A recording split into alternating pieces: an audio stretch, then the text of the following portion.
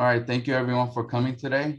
I want to call the meeting to order at 6:16 p.m. A little logistics about the meeting today. This meeting is being recorded and the recording will be available on our PRNC YouTube page as well as our webpage, prnc.org. All meeting attendees will be automatically muted when they join the meeting. Attendees may address the board in one or two situations. Number one, comment on an agenda item, or number two, provide general public comment. After each agenda item is read out loud and before a board vote is taken on that item, if any, I will ask if any member of the public wishes to address the board regarding the agenda item being considered. At that time, the meeting attendees can electronically raise their hands to speak, and this is how it's done. If you are attending the meeting, use a telephone, or if you are attending the meeting via a computer or tablet, but still using a telephone for audio, you can raise your hand by dialing *9 on your phone. That will prompt the presiding officer that you wish to speak. If you are attending the meeting using a computer or tablet only, and thus using computer and tablet built-in microphone, then you raise your hand by using the raise your hand feature on Zoom. And I will see that you wish to speak. I will go down the list of those who raise their hand, turn on their audio one at a time, ask them to go ahead and provide comment within a specific period of time. When the speaker's time expired, I'll let the speaker know their time is up and thank them for their comment and turn off their audio. This process will continue until all attendees who raise their hand spoke. At that time, the board will discuss the motion and take a vote if they choose. For general comment, as noted in the meeting agenda, there is an item dedicated to public comment on the agenda that is not on the agenda, but within the purview of the board. When the item comes up during the course of the meeting, I will ask if any member of the public wishes to address the board regarding any issue that is not on the agenda, but within the domain of the board's actions and capabilities. At that time, the meeting attendees can electronically raise their hand to speak using the same features described above. Please note that under the Browns Act, the board is prevented from discussing or acting on any matter that is brought to its attention during the general public comment period. However, the issue raised by the member of the public may become the subject of a future board meeting. Public comment is limited to 2 minutes per speaker unless adjusted by the presiding officer at his or her own discretion. Let me see if our secretary is here. I know she had issues today and she might not be attending, or she might be attending late. And she is not here, so I'll go ahead and take roll call myself. All right, David Lasher. Here. Thank you. David Balin. Here. Thank you. Miran, absent. Jason.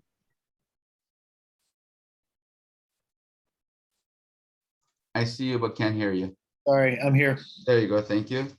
Louis is absent. Becky. Present. Thank you. Jennifer is absent. Voss. Here. Thank you. Christine is absent, and Gabriel, I'm here. We have 6. We do have a quorum. One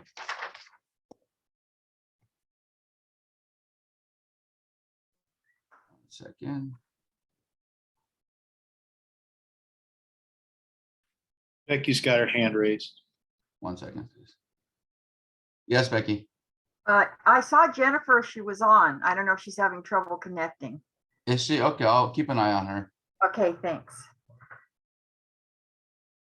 All right, let's go to the next agenda item, which is the Pledge of Allegiance. If everybody can stand up. Jason, does your daughter want to do it today, or? Yes. Perfect. Go for it. You want to lead? I pledge Allegiance to the to the flag flag of the of the United States of America America. and to the and to the republic republic for which for it which it stands, stands, one one nation, nation, under under God, God, indivisible, with with liberty and justice for all. Thank you. Thank you. All right, let's go to the next agenda item. One second. President's comments. Okay, I want to start off by saying hello, everyone. I want to start off by welcoming everyone to today's meeting. I also want to welcome all the old and new board members for your time and effort for attending today's meeting. I want to thank the board for all the hard work they do and have done in the past and will be in the future. Everyone is here because they want to be here and serve for the community, as we all are. We all want to improve and protect our beautiful Porter Ranch. Today is a day where Porter Ranch Neighborhood Council opens up all the doors to all our government agencies to work together for Porter Ranch as one. I encourage the complete board to put the past in the past and start looking forward to the new future. Let's work together with respect and passion to serve. Change comes from your hearts and your willingness to make change. Now it's time for all of us to be strong together as for our stakeholders. Thank you again, everyone, for attending today's meeting via Zoom, phone, or by thought. I hope to see all of you in person in the near future. So let's begin our meeting. First, I want to take a moment to show respect to all the lives that were lost in the past 1.5 years due to the COVID epidemic by a moment of silence. Thank you.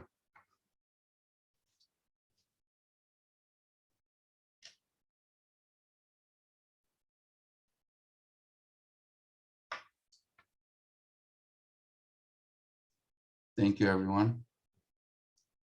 Let's go to update from representatives of elected officials and city departments. We have Jason from Yes. the county supervisor's office. Correct, thank you. Let me promote him to I can do it panelist for real you. quick. Oh, go for it if you can handle that part. Oh, I lost him. Where did he go? Just come in. Okay. All right. Hey, everyone. Can you hear me? Yes, sir. How are you? Good to hear. Sorry. You guys are giving me video this time around. Your VIP. There you go. There I am. Okay. Hold on. Let me get situated here. Sorry about that. Thank you all for having me. My name is Jason Maruk. I'm a field deputy with Los Angeles County Supervisor Catherine Barger's office. So just wanted to come today, give you a few updates from the board and let you know some of the things that are happening in Los Angeles County. So first I'll start off with something that passed a couple meetings ago, which was the Blue Ribbon Commission on Homelessness. So Supervisor Barger and Supervisor Solis passed a motion that's looking to assess the existing structures and systems to provide recommendations on reforms for our homeless services outreach. The supervisor is very concerned about where we are with our homeless services. One of the things she likes to note is more than 740 unhoused individuals have died this year. That's 100 more than we had it last time. So what she wants to do with this Blue Ribbon Commission is really look at how the existing joint powers authorities works between the county and the city and all of our other cities to make sure that we're delivering services in the right kind of way. So the commission is going to be made up of 12 members, 5 from the Board of Supervisors, 1 from the mayor, 3 from the city council president, the LA City Council president, 1 from contract cities, and 2 from the Council of Governments. The supervisor just felt it was important to make sure that we're bringing all the important stakeholders to the table.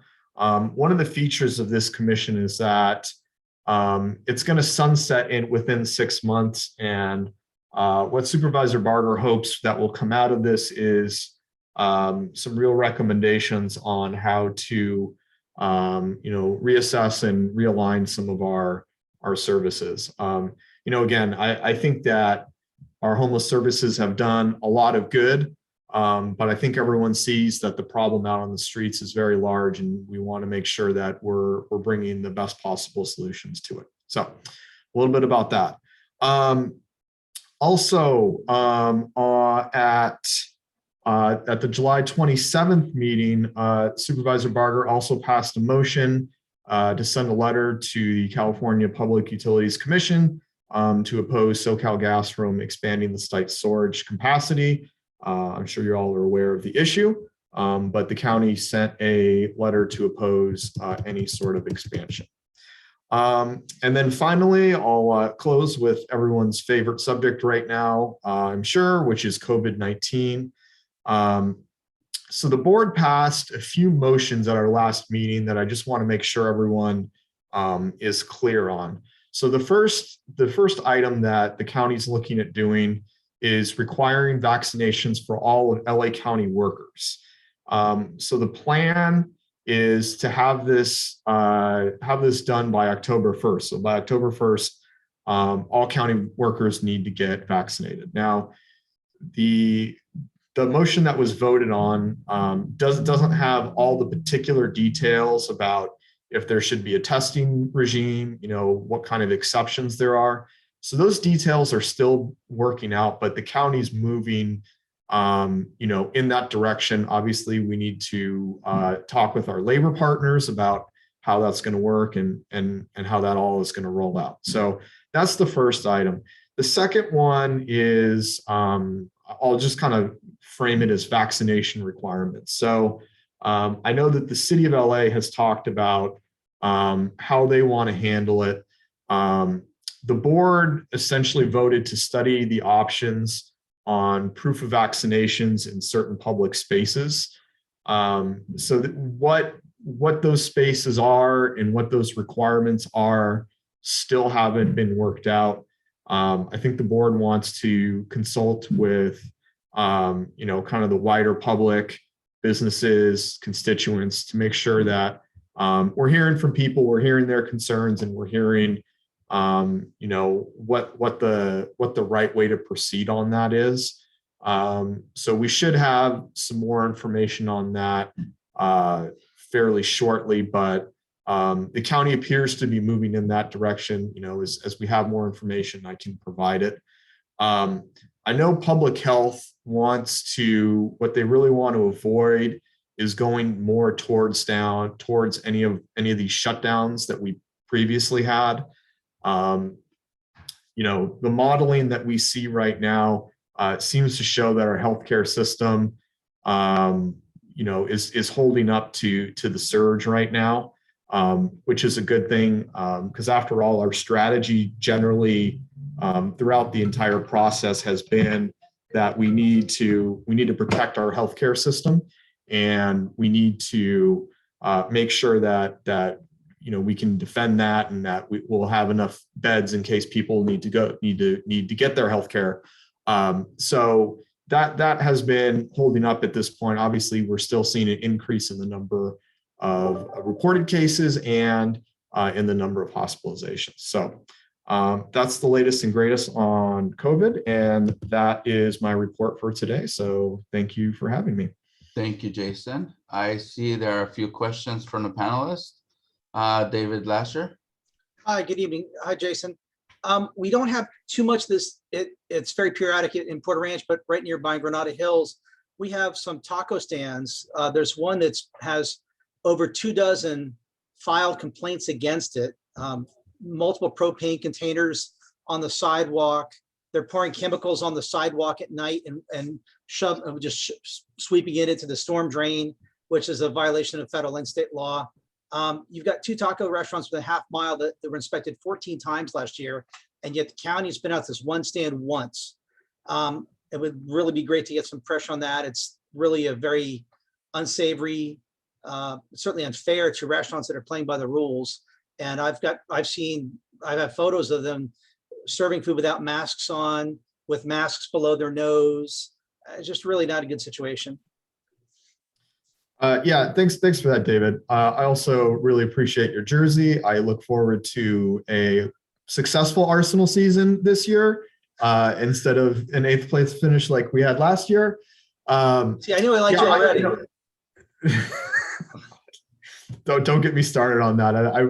I'm hopeful thoughts for Friday. Thank you.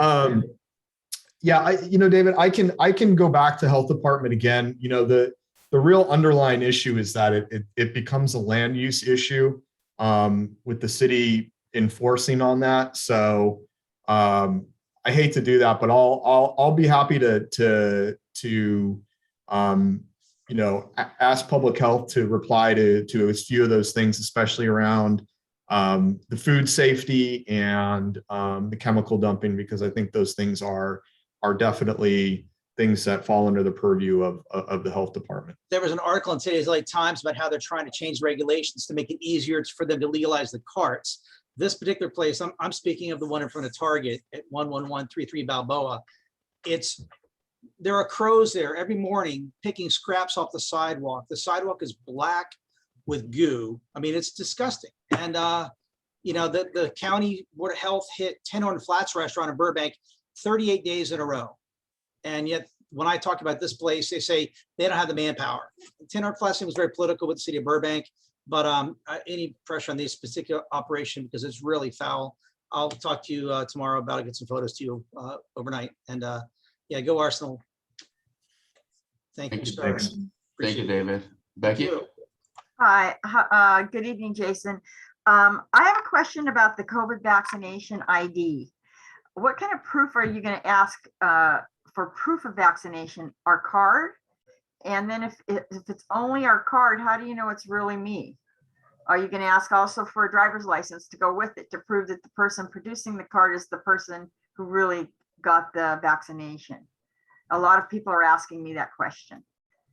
Yeah, those are all great questions. I don't have the answer to that right now. Like I said in just some of my comments, I think from the county perspective, we're still trying to figure out kind of how that would work. Are we doing something? Are we regulating all restaurants? Are we only talking about county and incorporated? How would that system even work? Does it have to be ID cards? Can you just show a picture of it?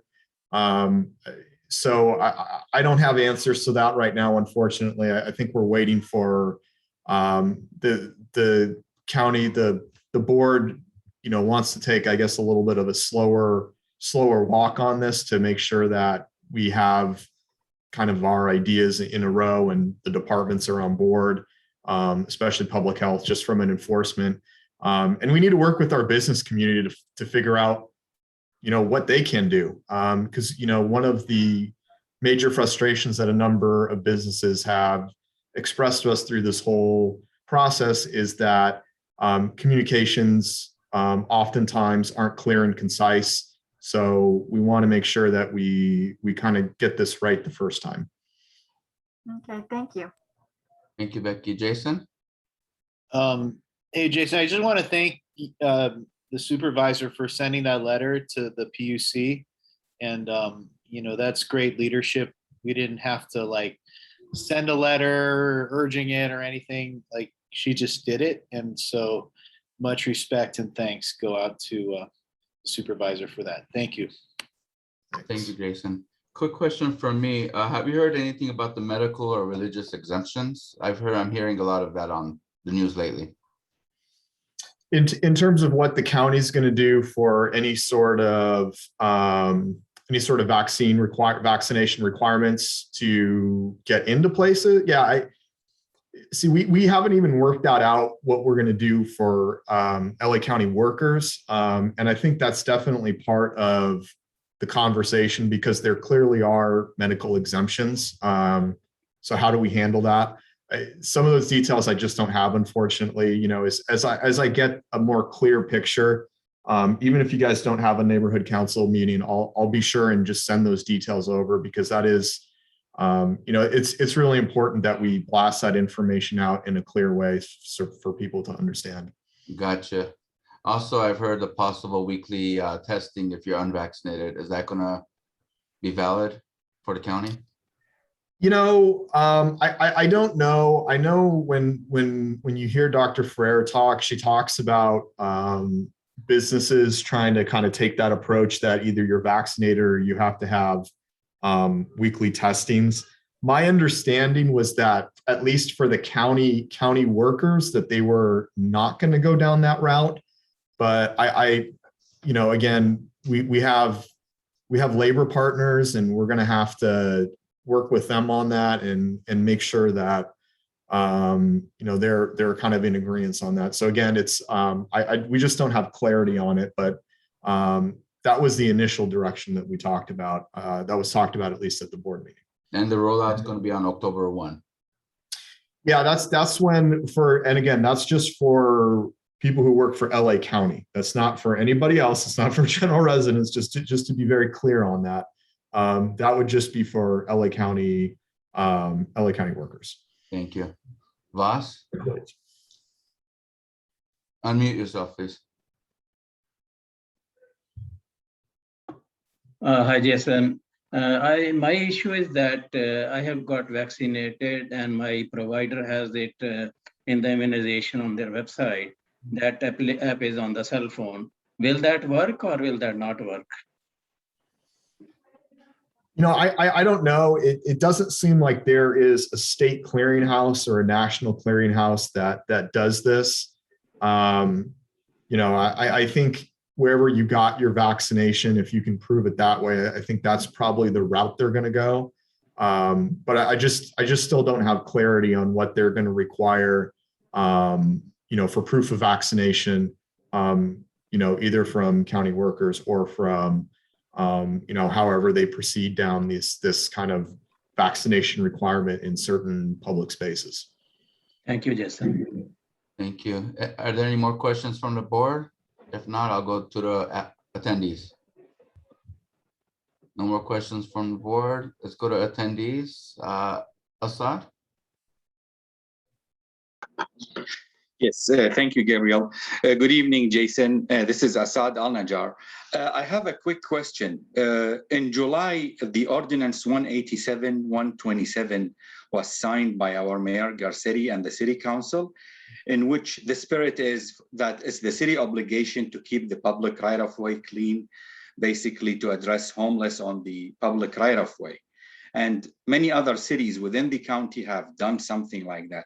Is there a direction within the county itself to have something, an umbrella comparable to this ordinance to cover all the cities in the county? Thank you. Yeah, I don't know if we have the jurisdictional power to actually do that on other incorporated cities with land use power.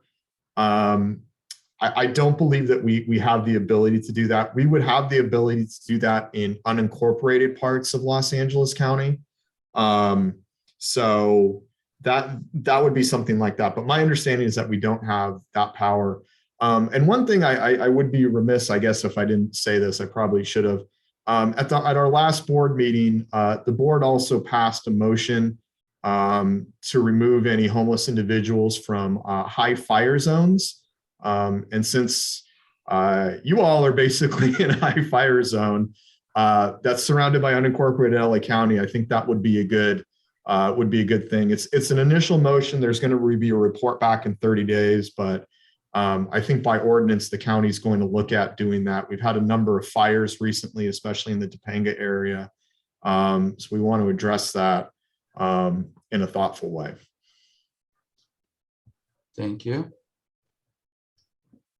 Let's go to Brandy. Can you hear me? Yes. Okay, thank you. I want to say I'm very pleased to hear there's a Blue Ribbon Commission on Homelessness, and I'd really like to see the county take a serious look at how we can improve the way members of the public can connect the unhoused with necessary services. I'm very sure many people are probably sick of hearing me talk about this, but when I and some members of the PRNC board have tried to call county services to get urgent help for people, the experience ends up being something akin to a mix of 20 questions meets hot potato, to a level that is not only seemingly unnecessary, but just interferes with our ability to get somebody urgent help when they need it. And if I need help in almost anything else, I can call 911. I can find a direct service. But when it comes to homelessness, we don't seem to have that real point of service person that I can call and have them come out and triage the situation. Instead, it's call this number. Is this person this? Is this person that? Is this person this? Oh, then call these other 3 numbers. And expecting a member of the public who's calling for, especially an urgent situation, to know the entire back history of the person they're calling about, whether they're a veteran, whether there's a substance abuse issue, whether they have family, whether they're married. Those are just kind of unreasonable asks at the point of contact. And I know we could really improve this and make it easier for public that's trying to help. Thank you. I totally agree with you. I think in my comments, I think you heard me say pretty clearly that we need to improve our product delivery, for kind of for lack of a better term. Our office has many of the same frustrations, Brandy, that you just expressed in terms of outreach to the community, working with various stakeholders. So again, I think we really need to think how we're delivering our homeless services and how we can best engage with everyone across all of our stakeholders, not just the homeless providers, but the public, other cities. So yeah, totally agree with you, and we also hope the same thing comes out of this. Thank you so much. Thank you. Glenn Bailey? Good evening, Jason. I do have a question, but first I just want to second David Lasher's comment regarding the role of the county. It's a dual city and county role as it relates to sidewalk vendors. And I'm not talking about merchandise. I am talking about those that have open flame barbecues. They roll on stoves, the grease, the raw meat being exposed in the air, especially this time of the year with flies, et cetera. That is a serious health concern. And the city, this county has jurisdiction via the county health department. And, there's numerous locations in the North Valley. I know it's a big county and there aren't enough people, but you can help by advocating for a fair share of county health resources getting out to even the areas that are relatively far away from the county health department offices. So that's my comment on that. I had a question, and it may be premature to ask this, but a couple months ago, there was a report released by a group that studied the organizational challenges dealing with homelessness, LAHSA, et cetera. And Rafe Sonnenschein, who literally wrote the book on City of LA governance, Miguel Santana, who has been the CAO both of the City of LA and a comparable position in the county, made recommendations for how the governance structure could be changed to improve the delivery of services and the monies that are being spent. And my question is this Blue Ribbon Commission going to be seriously considering those recommendations? And is that part of their charge, do you know? And if it's not, is there any way that could be considered, or is there some other level within government that those recommendations are being considered? Thank you. Yeah, I mean, I think I've heard of that report, Glenn. I'm not as familiar with it as kind of what your description is. One of the charge tasks, as I talked about, is the governance structure. I'm sure that they are going to be considering some of those recommendations and looking at that. Again, the supervisor hopes that this Blue Ribbon Commission will come back with some real recommendations that can be implemented immediately, not talked about for another 6 months, but making some real changes, because we have a real problem and we need to address it right now. Thank you. Thank you. Brian Allen? Now you talk. Hi, good evening, board. This is Brian Allen. I'm with Granada Hills North Neighborhood Council, and David, the area you're talking about on Balboa is just outside our area.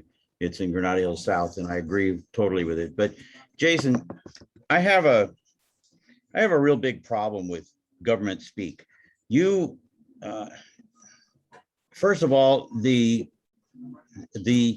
homeless problem, I said 6 years ago, there's no plan. And today we're talking about a blue ribbon commission to maybe come up with a plan. 6 years too late, obviously. That's a real big problem. That's a government problem. That's an attention problem. Nobody seems to want to appreciate that they have responsibility when they don't act. But the other thing that bothered me in your statement was you're telling us that the county is going to require vaccinations of their employees. And then you were asked, well, are they going to have to take tests if they don't get vaccinated? And you said, well, that's not been decided yet, or something to that order. But what's to cause them to get tested, to get vaccinated, if there is no penalty, which is the issue that this city is fighting with crime. If there is no penalty, then they don't have to get vaccinated. They don't have to worry about anything. So why would the county or any government agency put out a statement that has no teeth whatsoever and expect people to buy into that as being an important statement? Please explain that to me. Well, Brian, maybe I just didn't explain it accurately. At the board discussion, they're requiring workers to get vaccinated. The details specifically of how that's going to roll out are still being discussed, but that's the direction that they're moving towards. They did have a conversation about testing. A number of the supervisors expressed doubt about having any sort of ability to only be tested and not have to be vaccinated. So I don't believe that it seems to our office that that's probably not going to be an option. But again, devil's in the details. So we need to wait and see how that's going to shake out.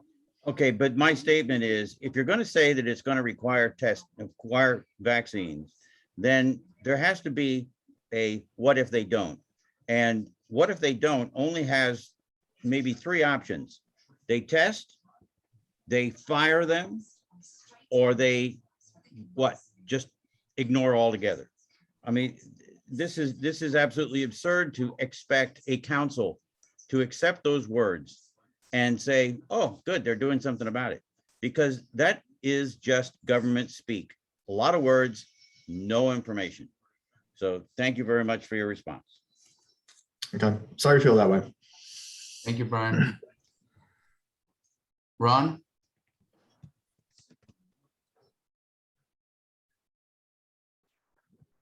Hello, thank you for coming to the meeting tonight, and thank you to the new board for continuing the good service that you've been providing the community.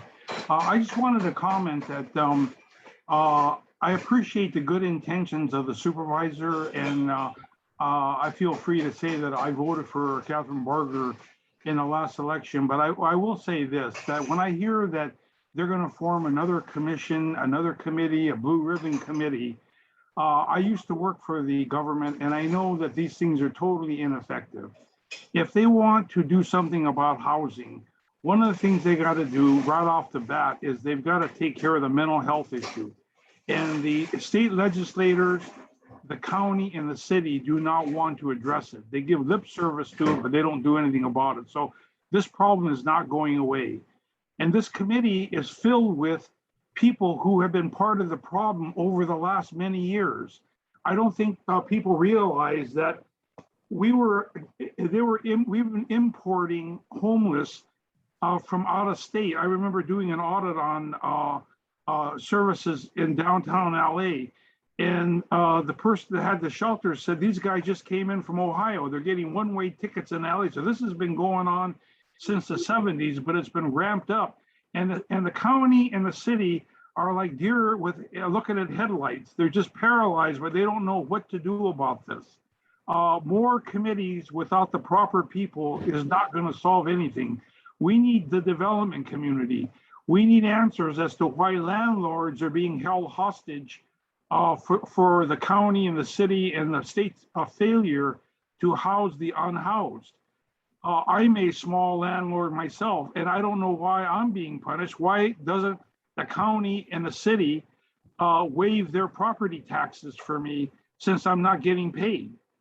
Why don't there are other things they can do? Why are we the only sector of the economy that you have chosen to attack? And so I'm very disappointed that we're doing more of the same. I've known LASA to be a very ineffective organization for the last couple of decades. And yet they keep going to LASA. They keep spending millions and millions of dollars running around the community, counting homeless. We don't need to count the homeless. We don't care if they're 75 or 80 or 90. We have to start taking care of them. And that's where they've completely failed. And they keep doing the same thing over and over and over again, expecting a different result. So I will tell you right now, and you can mark my words, this committee is going nowhere. And maybe we can jot down that, what was August 11th, 2021, Ron, the guy said this committee is not going to do anything. And then we'll come back and visit this in a year or two and find out they've done nothing. The city of San Fernando pushed all of their vendors and their homeless over to the LA City side. And now the LA City side's terrible. So every time you hear of a freeway fire, that's what happened. Those guys got pushed over living under our LA City freeways and causing a fire. You remember the Stagecoach fire. We had a fire right off the 118 freeway. That was caused by the homeless. This cannot go on. This is not an attack on the homeless. What the attack is on is, do we want to solve this problem or not? If we don't address the mental health issues and start doing something about it, it's never going away. And since they're not doing anything, it's here to stay for a long time. But please don't have any more committees with the wrong people on it. We've seen too much. It all sounds good. It feels good. It does absolutely nothing. Thank you. Yeah, I mean, the only thing I'll say to that is, mental health is the supervisor's probably top priority right now. If you'll recall, she tried to put Dr. Drew Pinsky on the LASA board, who specializes in mental health and drug addiction issues. That was pushed back by a number of the advocates who did not like that because, there's a certain segment of people who only want to talk about housing. But in order to get people into housing, you need to address some of the underlying issues. The supervisor cares very deeply about this. She's pushing for changes in legislation at the state and federal level for the IMD exception. What that is that the federal government, when they passed Medicaid, said we will not fund any facility that has more than 16 beds. So as a result, the ability to build more mental health beds is severely limited within the county. Dr. Sharon, who's the Department of Mental Health director, estimates we have about 4,000 beds in the county, and he estimates that we need about another 4,000, just as a starting point.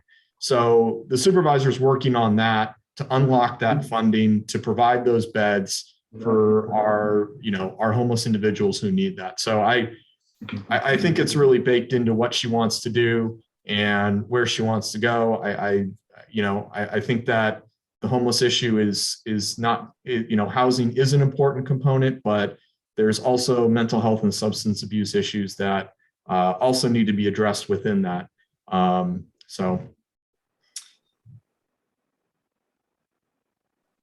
Thank you, Ron, and thank you, Jason. Can I just make one last comment? Sure, Ron. No, I just want to make a quick comment here. I think the intentions are very good.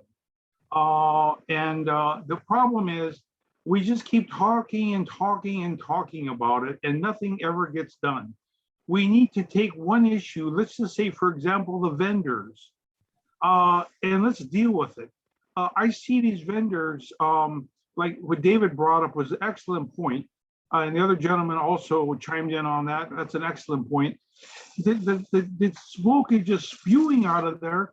In restaurants that I patronize, they get written up if the filter, their expensive filters, is spewing just a touch too much smoke. This is ridiculous. I think the supervisors need to start addressing some of these things that we talked about tonight, or you know what? We need a complete overhaul. And maybe we're heading in that direction. Thank you. Yeah, you know, again, I'm just going to clarify that the street vending issue is a land use issue. The county does not have control over that issue. Thank you. Are there any other public comments? Thank you, Jason, for all the information. And All right, thanks everyone. And stay in touch with me. All right, thanks guys. Have a good meeting. Thank you, you too. Go Arsenal. Thank you. All right. Go Gunner. 1 second, let's move on to, you guys see the agenda in front of you? Just want to make sure, perfect. Let's go to the next item, public comments. Public comment on items not on the agenda and within the purview of the board. And everybody has 2 minutes to speak. 1 second. I have 2 raised hands so far. Assad? Yes, thank you, Gabriel. Thank you, board. It's 3 items and I'll go quickly. One, it's ordinance 187127, which I shared with the board. And I hope along the line, there will be some direction by the committees to get something going to address the homeless on the public right of way. CD12 is working very hard on clarification on that. And within the CPAP, we had a great meeting with them yesterday. The other one, I sent you the email regarding the illegal racing. So there was a motion by Councilwoman Monica Rodriguez and seconded by Bob Blumenfield, Councilman Bob Blumenfield. And I hope that the committee takes care of that. I know we tried during my term to address it. We reached a point with Traffic Valley. So hopefully now the baton with the next committee try to get it, especially we just had a fatality accident on Mason and Corbin, sadly.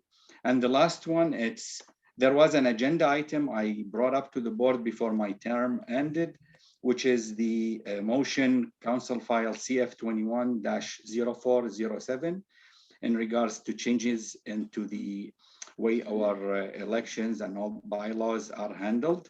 So tomorrow is going to be discussed at VANC, and I hope our board will get some traction into that. Beside that, you're all doing a great job. Thank you.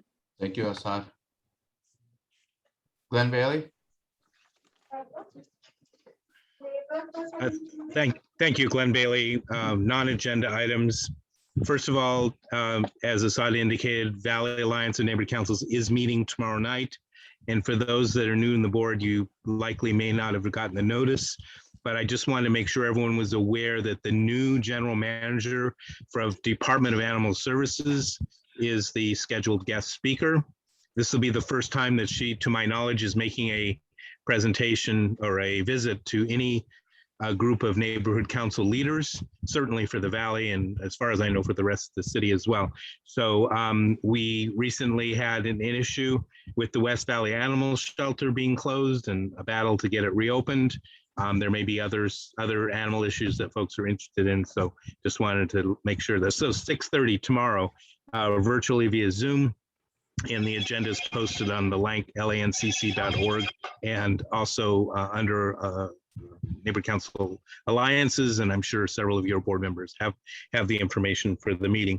I know that the budget day will be announced by Brian under the budget advocate report, but Jason actually sent an email about that to all of you. So I will just ask if you could, for the next month, if you could put the Congress of Neighborhoods on your agenda. By that time, the registration will have opened. And as you know, the Congress is open not just to Neighborhood Council board members, former board members, but also stakeholders. And it's going to be more expanded this year with, with like about 30 different workshops plus plenary sessions. So it's going to be much more than what it was last year virtually. And hopefully we'll go back to in person after, for next year. So September 25th, that's Saturday. So registration should be opening beginning of September. So if hopefully you can put that on your agenda and include the link on your agenda, that will make it convenient for folks to have that. And thank you. Glenn, I think it is on August 28th. It is going to open. Okay, that's pretty close to beginning of September. Thank you. Yeah, thank you. Thank you, Glenn. Ron Nagai? I have a couple of items. Thank you. First of all, the South Generation Incentive Program. I've been bringing this up almost every meeting that I've attended. This is a program that if you live in a fire area and you have received a letter from your utility company, you are entitled to the equivalent of 2 free backup batteries for your home. And so my friends who live in Southern California, Edison territory, they got their letter and they've already received the 2 batteries. This money is just sitting at the state, and the only thing we can't get from DWP is a letter. And they've said publicly that there is a chance that we could have a power outage because of the fires and whatnot, but they won't give us a letter. All we need is a letter. And because we live in a fire zone, we qualify for the SCHIP. And I don't know why all the neighbor councils are not getting together and I know the mayor is lame duck at this point. He was a big do-nothing mayor to begin with. But that we should get that letter and be able to get the batteries so that we can protect ourselves in case there's a power outage. The second thing is they talked about saving gas with the high gas prices and moving traffic more freely. Well, one of the ways to do that is every time you come up to a left-hand turn arrow, if it was a protective permissive, in other words, when the green arrow turns red, you can still go if the signal's green for the main traffic if nobody's coming. And how many of you have been at intersections where there's absolutely nobody coming the other direction and you're sitting there waiting for the next green arrow, backing up traffic and spewing more smog into the air? So anyway, those are my 2 items. If something can be done about that, thank you. Thank you, Ron. Randy?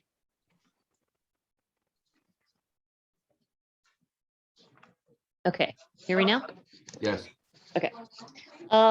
Yeah, with the city council unanimously voting to write up this ordinance requiring vaccine proof to enter certain public spaces, I've been hearing a great deal of confusion about what the specifics of this ordinance will be. And I would like to request that once the law is gone back and passed and the details are released, if the PRNC could put on both their website and their social media the specifics. In particular, some parents are wondering if that means that their unvaccinated children who are ineligible for vaccines will be allowed to go to places. I think it'll just go a long way toward helping clear up some of the confusion if we can help spread whatever the details are once they come out. Thank you. That's my public comment. Thank you, Randy. And I have John and Michelle Hales.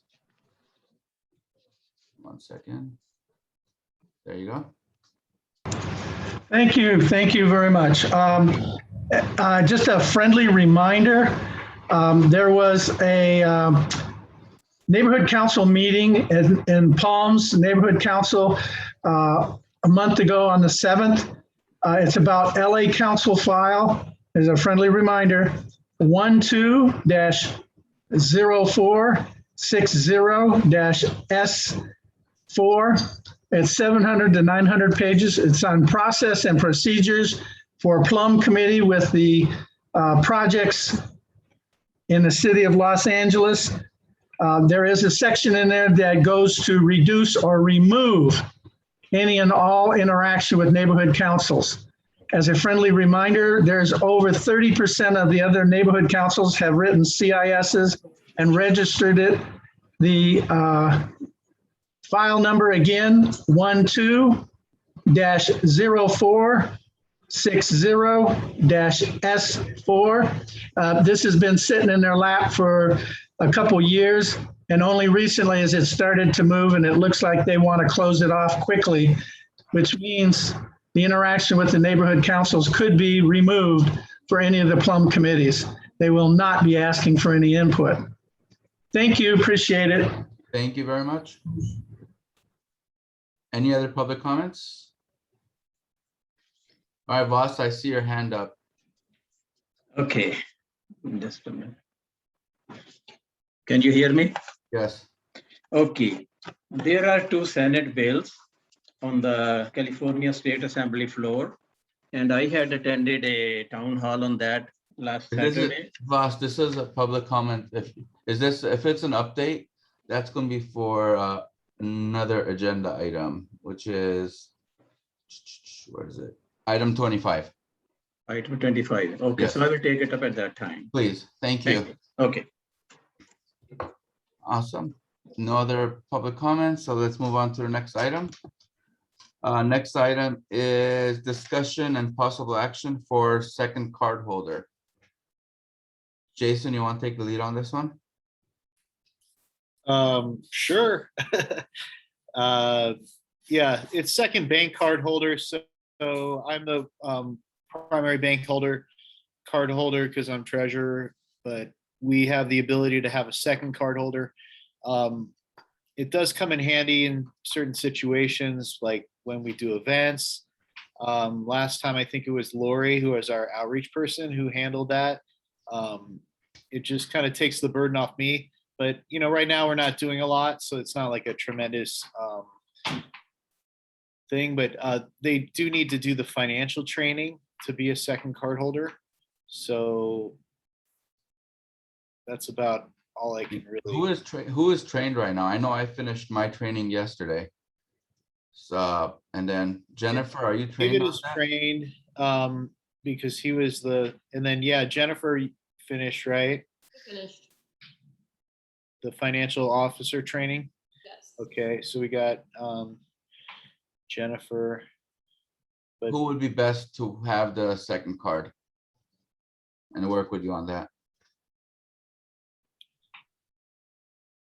in my opinion, I don't know. I mean, it doesn't matter really. Whoever is going to be handling things, whoever is going to be, but right now we're not doing events or anything, so it's not really like a big need. If we want to, maybe we can put this off to the retreat if you want. You can think about it, and then that would give time for people to complete that financial training. Because we'll probably end up having the retreat sometime in September. So then if somebody does want to be the bank card holder, the only responsibility, they do have to upload the receipts from the, make sure that all the transactions are authorized or approved by the board. So there's definitely a need to get the training first. So I would say, if somebody wants to, step up and do it, but then they have to do the training. So there's, maybe we should just push this off to the next meeting. Probably would be the best bet, unless somebody else wants to. I think it should be outreach, but we can postpone it to the next meeting, definitely. Yeah. The retreat. Does anybody object to that, or everybody's good with that? No objections. All right, let's table that item till the retreat. Okay. Let's go to item number 9, motion to appoint myself as the alternative signer. Do you want me to cover that too? Go for it. So when you do the board action certificates, we have to have signatures, 2 signatures. So treasurer is the first signer, and then there's a second signer, which is Jennifer, right? Jennifer's second signer. Right. And so if I need a third signer, or like I'm not available, then that alternate signer, if Jennifer's busy or I'm busy, then, that alternate signer. So Gabriel was the alternate signer in the past. So that person just basically signs the forms from the board for the motions that we pass. Thank you. Is there a second on that? I'll second that. Thank you. Jason seconded. Do we have any, let me see, there's a raised hand. Let's see who that is. Becky? Me? Yes.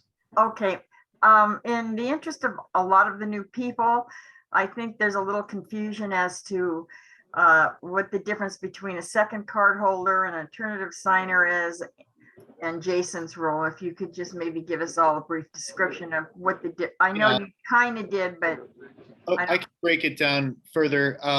Right now, we're talking about signers. So don't get signer confused with card holder. Card holder is very simple. The bank card holder, the person who has the credit card, the purchase card. And there's this, so right now it's just me and I'm the treasurer. So don't confuse that with the signer part. The signer part only has to do with the paperwork that we submit for the board action that we take. So for every motion that we do, there's a board action certificate that gets completed, and there's 2 signatures that are required on there.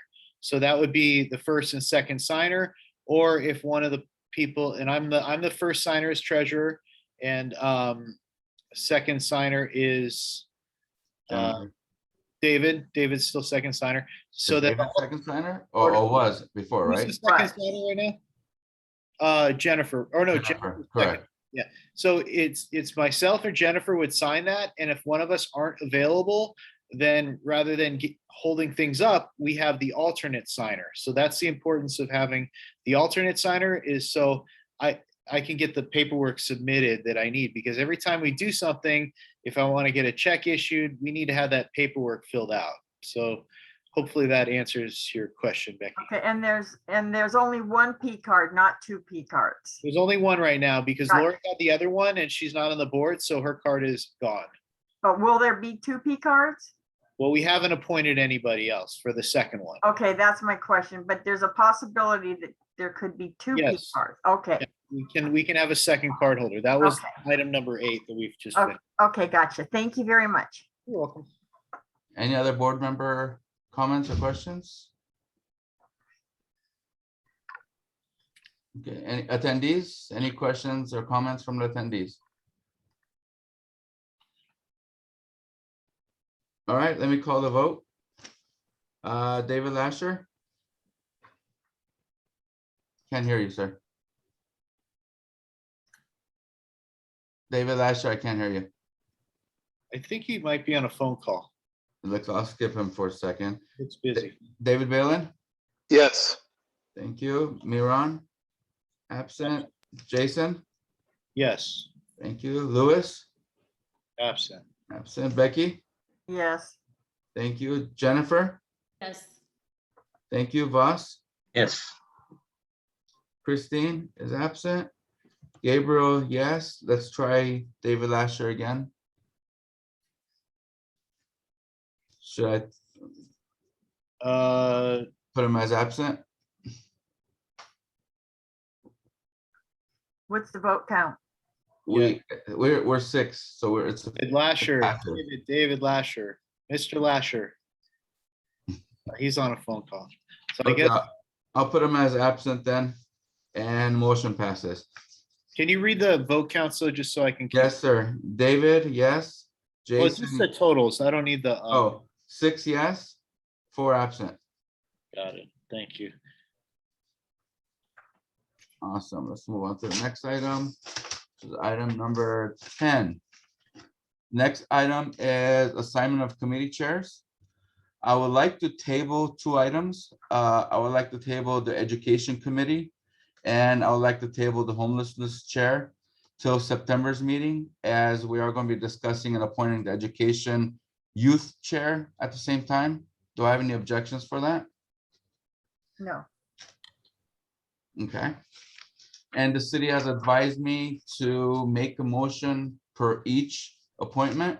I was hoping that we can do all of it at the same time, but we have to call it all one at a time.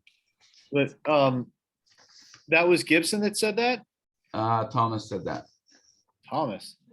Because the bylaws say that the president has the authority to just appoint. Correct.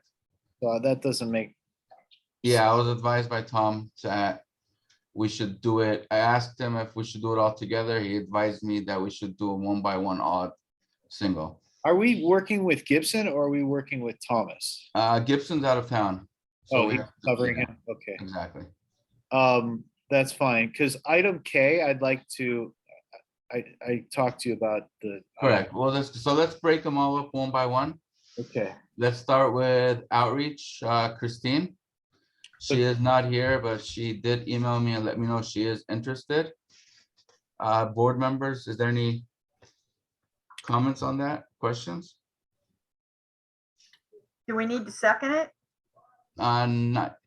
yes, I'll let's- second it. I mean, is it as a motion or if it's an appointment? It It doesn't, was an appointment, but apparently it needs to be a motion, so, so it's a motion to appoint Christine as outreach chair? correct. I'll second it. Thank you. Any attendees have any questions or comments? Okay, let's call the vote. This is once again for appointment of outreach. Motion to make Christine outreach chair. 1 second. All right, David Lasher. David Lasher. Is still absent. David Balin, Yes. thank you. Miran is absent. Jason, Yes, thank you. Lewis is absent. Becky, Yes, Jennifer, Yes. thank you. Voss, Yes. Christine is absent. Gabriel, yes, and motion passes. is that 6 yes again and 4? Correct. 1, 2, 3, correct. Let's go to item number 10B. I'll make a motion to make Gabriel as land use chair. Do I have a second? I second. Boss seconds. Board member comments? Attendees? Okay, let's call the vote. David Lasher? He's still on the phone, so absent. David Balin? Yes. Thank you. Miran? Absent. Jason? Yes, Thank you. Lewis is absent. Becky? yes, Thank you. Jennifer? Yes. Thank you. Voss? Yes. Thank you. Christine is absent and Gabriel, yes, and motion passes with the same count. Let's go to item number 10C. This is, I want to make a motion to appoint Jason as beautification chair. I second. Thank you. Second. no attendees, you're good. No attendees, board member comments, we're good. All right, let's call the vote. David Lasher. Absent still. David Balin. Yes. Thank you, Miran. Absent. Jason. Yes, Thank you, Lewis is absent. Becky. yes, Thank you, Jennifer. Yes. Voss. Yes. Christine is absent. Gabriel, yes. Motion passes. Go to 10D. Make a motion to appoint Becky as safety chair. I'll second. Second. Okay, Who seconded it? I second. Thank you. 1 second. Board member comments? Attendee comments? Okay, let's call the vote. David Lasher. Still absent. David Balin. Yes. Thank you, Miran. Absent. Jason. yes, I'm glad that we're appointing Becky for this position. Thank you. Lewis is absent. Becky. yes, I accept. Thank you, Jennifer. Yes. Thank you, Voss. Yes. Christine is absent. Gabriel, yes. The motion passes with the same count. Let's go to 10E. Make a motion to appoint Voss as rules and bylaws. I'll second that. Becky seconds it. Any board member comments? Attendee comments? All right, let's call the vote. David Lasher? Still absent. David Balin? Yes. Thank you. Miron is absent. Jason? Yes. Thank you. Louis is absent. Becky? Yes. Thank you. Jennifer? Yes. Voss? Yes. Thank you. Christine is absent. Gabriel, yes. Same vote count. Motion passes. 10F was tabled, which is the education. I'll make the motion to table. Thank I'll you. second it. And we don't need to count for that, right, Jason? We should, I think we do want Should we to, just do a count for tabling? Okay, unless just in there's case. no objection. I guess if there's no objection, it's fine. There is no objection, so we're good. All right, let's go to 10G. I want to appoint David Balin as Sustainability Chair. I'll second that. We'll do that, Becky. Yes. Thank you. Any panelist comments? Good. Attendee comments? Good, let's move on. David Lasher, still on phone call, absent. David Balin? Yes. Thank you. Miran is absent. Jason? Yes. Thank you. Louis is absent. Becky? Yes. Jennifer? Yes. Voss? Yes. Thank you. Christine is absent. Gabriel, yes. Same vote. Motion passes. Let's do, 10H was getting tabled. I'll make the motion to table. Do I have a second on that? I second. Voss seconds. Any objection? Okay, let's move on to the next one, which is 10I. Make a motion for Jennifer for Senior Care Chair. Do I have a second? I'll second it. Becky? Any board member comments? We haven't had that committee before, so you might want to make the motion to create the committee and appoint. But I know we didn't agendize it that way, but I don't know. That's probably another question for. Yeah, the city looked at the agenda and didn't say, I'll deal with it. Yeah, when that's, it comes. I mean, just procedurally, Exactly. I second or. Becky seconded that. I got, and any comments from panelists? We're good. Attendees? No? All right, let's call the vote. David Lasher? So, Yes. yes, thank you. David Balin? Yes. Thank you. Miran is absent. Jason? Yes. Thank you. Louis is absent. Becky? Yes. Thank you. Jennifer? Yes. Thank you. Voss? Yes. Awesome. Christina is absent. Gabriel, yes. We got 7-3, motion passes. Let's go to item number 10J. I'll make a motion to appoint Voss Singh as liaison. Do I have a second? And we can talk about that.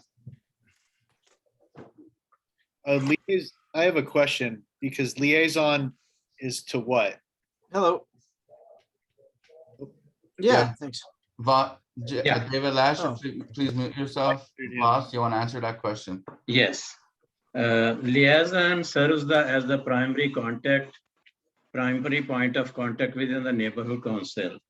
So I would also like to say that I will need a co-chair and I would like to appoint Jason as a co-chair. And I can explain the responsibility and the other thing, but I don't think we have that much of time because it will take me at least 10 minutes to explain everything. Well, we're doing committees, right? Is that Correct. a liaison is not a committee? It is a new, it is like a liaison point of contact within the neighborhood council. I think maybe we should discuss this at the. Yeah, that's what I'm saying. Like I have plenty of things. If you want, you can call me after the meeting or whatever. I can explain everything. And Let's talk about it. Can I just say that I could be completely wrong, but we have a motion on the floor. I think we need to second it before we have the discussion. Right, I don't have a second yet. And we don't have a second, so I don't think we should discuss it till we have a second. Do we have a second on this? I'll second it. Thank you, Voss. Okay, yeah, actually, you see, there are a number of issues like Empower LA done. They have about 11 committees where they need the representation from the neighborhood council. Like if you want, I can say animal services, budget reps, LADWP, emergency preparedness, film liaison, grievance panel, homelessness, legal, public works, purposeful aging, resilience, planning and land use, and number of other service organizations. So the thing is that the liaison will be the point of contact. And then when we receive any inquiry or any request for representation, I will have to see which committee it belongs to, and we will designate that person from that committee to represent liaison or representation for the PRNC at that level, at that forum. Jason, you have any further questions? Well, this is well, we're talking about committees, so I think this would be regarding appointing liaisons for specific things. And usually the way we've done things in the past is different, right? The secretary would kind of handle where things get directed. But, you know, I think this is something that we should talk about at the retreat. But I think that we do need liaisons for certain things. I think we need a liaison to CD12. I think that, you know, that's something that we could have, but this is not a committee. This is a liaison. This is a liaison. That is why it doesn't say anything like chair. This is a liaison. Liaison is point of contact. And then he will need assistance from other chairs of committees to see which it belongs to, because I cannot attend all the committee meetings because there are so many committees. So it will have to be referred to that. But sometime when the Empower LA Don receives any inquiry, or there are other entities, other organizations, they write to the PRNC for any service they want. So the liaison will be the contact point. It will be given to Empower LA also. They will refer all the issues to the liaison. Then the PRNC will see, I mean, how to handle that one. Like a liaison will have to designate that to the particular person or the committee. Thank you, Voss. David Bale, and you have a question? Well, I have a question and I have a comment. Go You know, for it. the terminology liaison is very vast. It's, you know, not bus, but bus. It's, you know, we have different liaisons throughout the entire city. You know, Voss is your vice president, our vice president, and he is a point of contact. And Jason's correct. We are discussing committees. And if we are going to be discussing about a liaison position, I think we should be bringing this up when we do our retreat. At this time, I think we've you know, this is not a committee by any means, but you know, Voss is, you know, he's the vice president. He is a point of contact. So I'm not really sure why he needs to be considered the liaison, because we have liaisons to the homelessness, we have liaisons to sustainability. You know, the mayor's office reaches out to us all the time, asks us to be the liaison for his office. So I'm not really sure if we do need that position. And I think we should have this discussion when we do our retreat. And once again, I think we should stay focused on establishing committees, because liaison would not be a committee.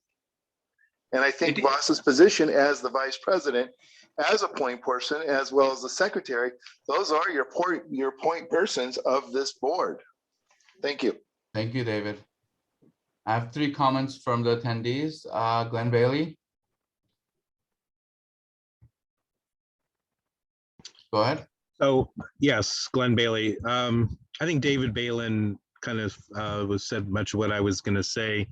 And I think moving this to the retreat for a more detailed discussion is probably a good idea. But I want to point out that, for example, the legal liaison, that generally is the president. It cannot be, you can choose someone else, but it's not referable. In other words, whoever the board chooses the legal liaison, that's the person. And with regards to all of the liaison position, most of them that that Voss read off, that's not the way the city works. The city works where they want one or more persons, and it doesn't have to be a board member. It can be a former board member, it can be a stakeholder, designated as the liaisons that they will be invited to the upcoming meetings, or at least a point of contact. The only exception to that is the film liaison. For the film liaison, they only allow one designee, but all the others can be more than one. Anyway, if I'm able to go to your retreat, I'd be happy to give you additional information. But I think David Balin probably knows what I would say. Thank you. Thank you, Glenn. Assad? Yes, I guess between what Glenn Bailey said and David Balin, there isn't much left for me to say. This is a position, I served as the previous vice president, and it was implied this is the role. And then historically, when you, Gabriel, were the secretary, whenever we got any correspondence, you appointed it to the physical committee to deal with it, or the person. But, and the rest, like Glenn just said, it doesn't have to be a board member. It could be a stakeholder that represent in the Empower LA. But let's discuss it, yes, in the, when we have the September meeting, and take it from there. It doesn't harm to have a defined person, but it's already implied authority to him as the vice president. That's all. Thank you. Thank you, Assad. Brandy? So if I understand what you're trying to do correctly, it sounds like you're trying to do something very smart, where you're trying to consolidate contact points into a somewhat committee-like structure to help disseminate. I like what you're thinking, and I think Vosh sounds like he's a really good pick for that concept.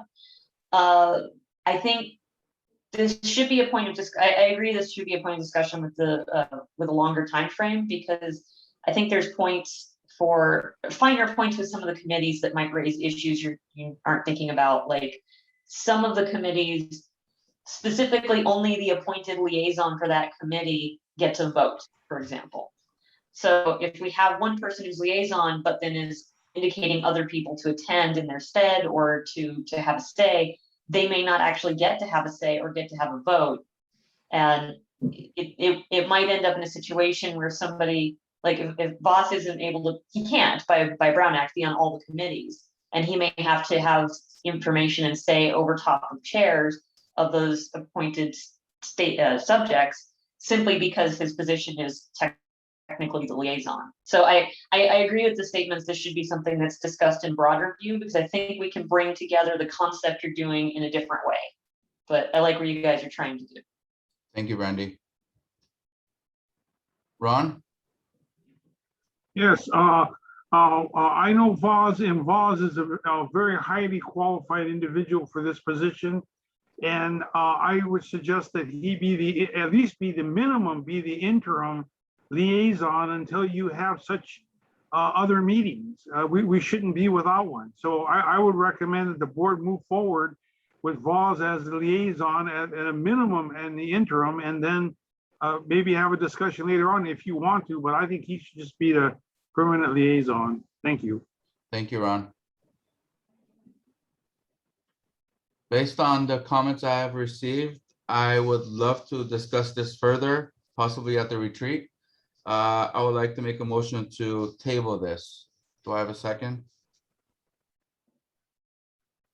I'll second it. I think the problem, Gabriel, you already have a motion on the floor with a second. Correct. So Voss would need to withdraw that motion if he would agree to do that. It was my motion to begin with, so I'm making a. Oh, your motion, okay. Correct. And you can withdraw it and do a substitute motion. Correct. Which is the new motion. We got a first, we got a second to table it. Should I call? I'll call a vote on it just to be official on it. David Lasher? Yes. Thank you. David Balin? Yes. Thank you. Miran is absent. Jason? Yes. Louis is absent. Becky? Are we voting to table the motion, or are we Yes. voting? To table the motion until the Okay. retreat, so we can have further discussion regarding the matter. Okay, yes. Thank you. Jennifer, Yes. Voss, Yes. Christine is absent, Gabriel, yes. And we're tabling 10J. Next item is 10K. I'll make a motion to appoint Jason Hector as finance chair. I don't want to accept the position for. You don't want to accept? Yeah, I don't feel that the finance committee is necessary. Maybe others disagree, but I bring all of the finance issues directly to the board. We do the budgets all together as we've done, and we'll be talking about budget tonight. We haven't really had any budget and finance meetings in the past. So I don't see a need for that committee, but I don't really feel that it's necessary in my opinion. So I don't want to be appointed to that No problem. committee. If we don't have a second on this item, then the motion drops. I second.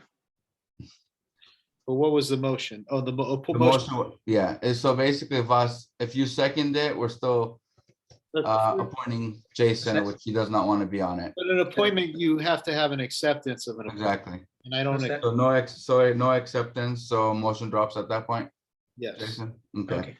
Okay. 1 second.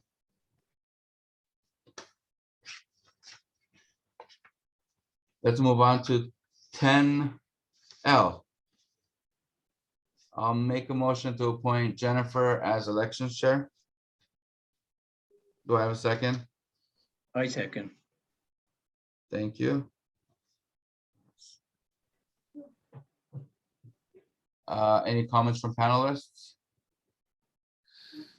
I see Brandy has her hand up. Yes, Brandy? Don't worry, I'm not objecting.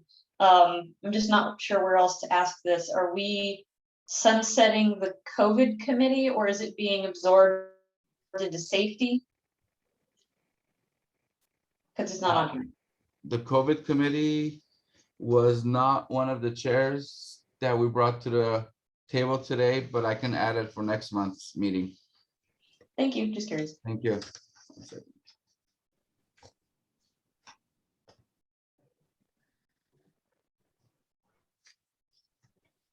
All righty, any other questions from the attendees? Nope. We're good. All right, let's call the vote. David Lasher, Yes. thank you, David Balin, Yes. Miron, absent, Jason, Yes. thank you, Lewis is absent, Becky, Yes. Jennifer, Yes. Voss, Yes. Christina is absent, Gabriel, yes, motion passes. Count. Was that 7 and 3? 4, 5, 7, 3, correct. All right, let's go to item number 11. I want to make a motion to nominate Jason Hector and Jennifer Ibrahim as the PRNC budget representatives. I second. Board member comments?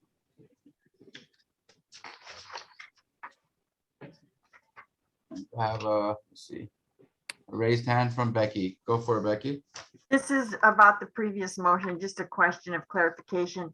Like when you go 7-3, it's 7 yes and 3 absent? Correct. Okay, thank you. You're welcome.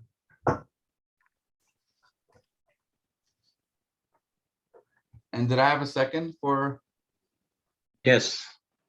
who said that? I Last? second. Oh, Voss. Vaughn? Okay. All righty, no comments from the board. Any comments from the attendees? And will both of you accept it? Hold on, Glenn Bailey. I got you. Go ahead, Go Glenn. for it. I'll wait, make sure everyone's accepted. I've accepted. Jennifer? I'll accept it. Okay, go for it, Glenn. Thanks. So Brian Allen is your assigned budget advocate. If you have any questions, please contact him. But I'm also available as well. I do want to let the board know that the budget advocates recently changed its bylaws such that the appointment of budget representatives no longer have a set term use. It's up to you. In other words, you don't have to do this every year. You don't even have to do it after every 2 years after the new board's seated, although many boards do. But and then as Jason has a good sense, I'm sure, because he's attended a number of meetings, what the role of budget reps are. But anyway, I just want to let you know that this is not this term is defined by you, and the budget advocates accepts the budget reps from your neighborhood council until you've notified us of a change. Thank you very much. Thank you. Pretty much, Glenn, you're saying is at any moment of time, either of them can drop out and we can replace them with somebody else? He's saying the term Correct. continues, like, the term continues, but we have a new board now, so we're just choosing to re-discuss it, basically. Yeah, I just want to take this. It used to be an annual term because we had budget day every year, we had elections every year, and that's all changed now. So it's now at the pleasure of your board. You define the term. I just want to make sure you're aware of that because of the changes. Thank you. Thank you. Any other comments? Nope, let's call the vote. David Lasher, Yes. thank you. David Balin, Yes. thank you. Miran is absent. Jason, Yes. thank you. Louis is absent. Becky, Yes. Jennifer, Yes. thank you. Voss, Yes. Christine is absent. Gabriel, yes. Motion passes. Is that 7-3 again, right? Correct. Yes, 3 absent. Go to item number 12. I want to make a motion to appoint the president to speak to agencies on behalf of the board and after board discussion and vote. And the VP as an alternate when the president is not available. And this will be also added to the standing rules in the future. Do I have a second?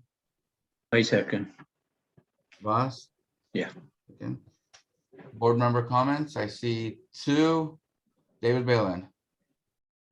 Yes, I think that's a great idea, but I think if you're going to have any conversations outside the board, you should always have one other person along with you. If that's Voss, Christine, Jason, whoever it may be, I recommend that. Thank you. Thank you, David. Jason? Yeah, I mean, I think that this is kind of inherent in the president's role. I mean, I guess like any board member can speak to any agency.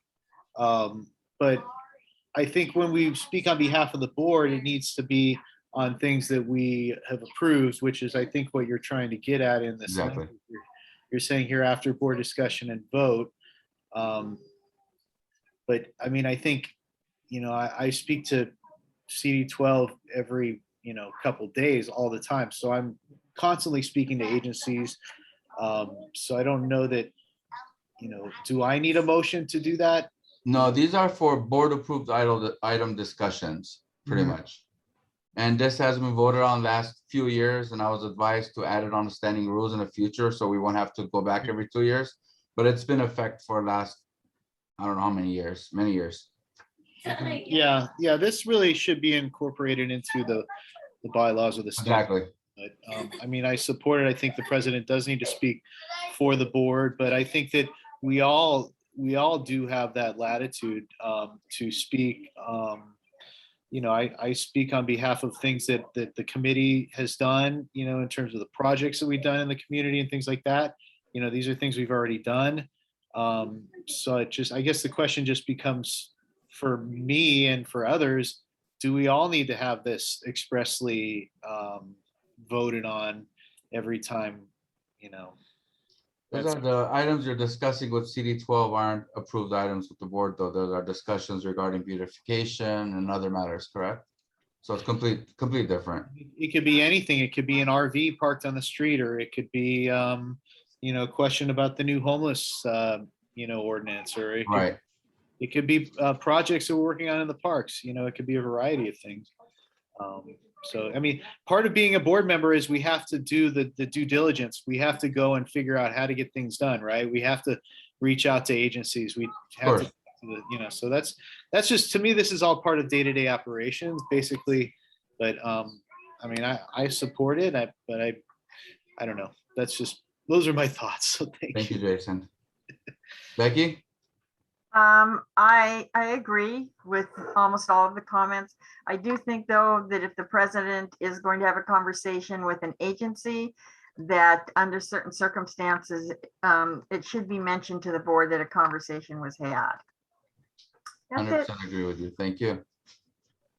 Any more board member comments? I see a comment from Brian Allen. Thank you, Gabriel. I just want to make a comment with regards to what you're doing here. It's not that I am in disagreement. I don't have a position in this. I just want to forward the thought that every decision that any of us make at any time has consequences. And the board as a whole has responsibility to communicate with the public. That is our task, is outreach.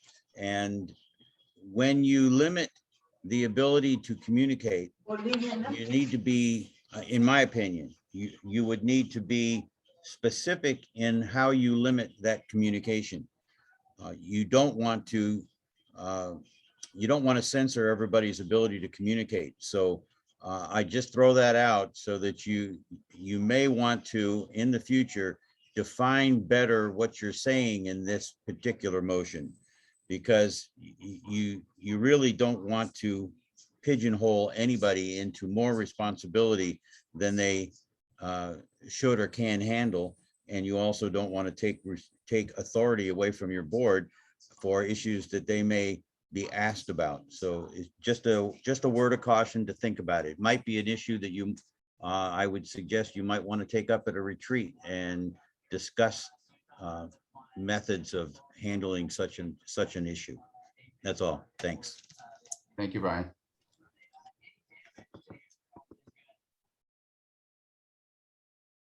I see two more. Thomas is here. Let's actually 1 second. Oh, Thomas. Maybe he can opine on the committee stuff as well.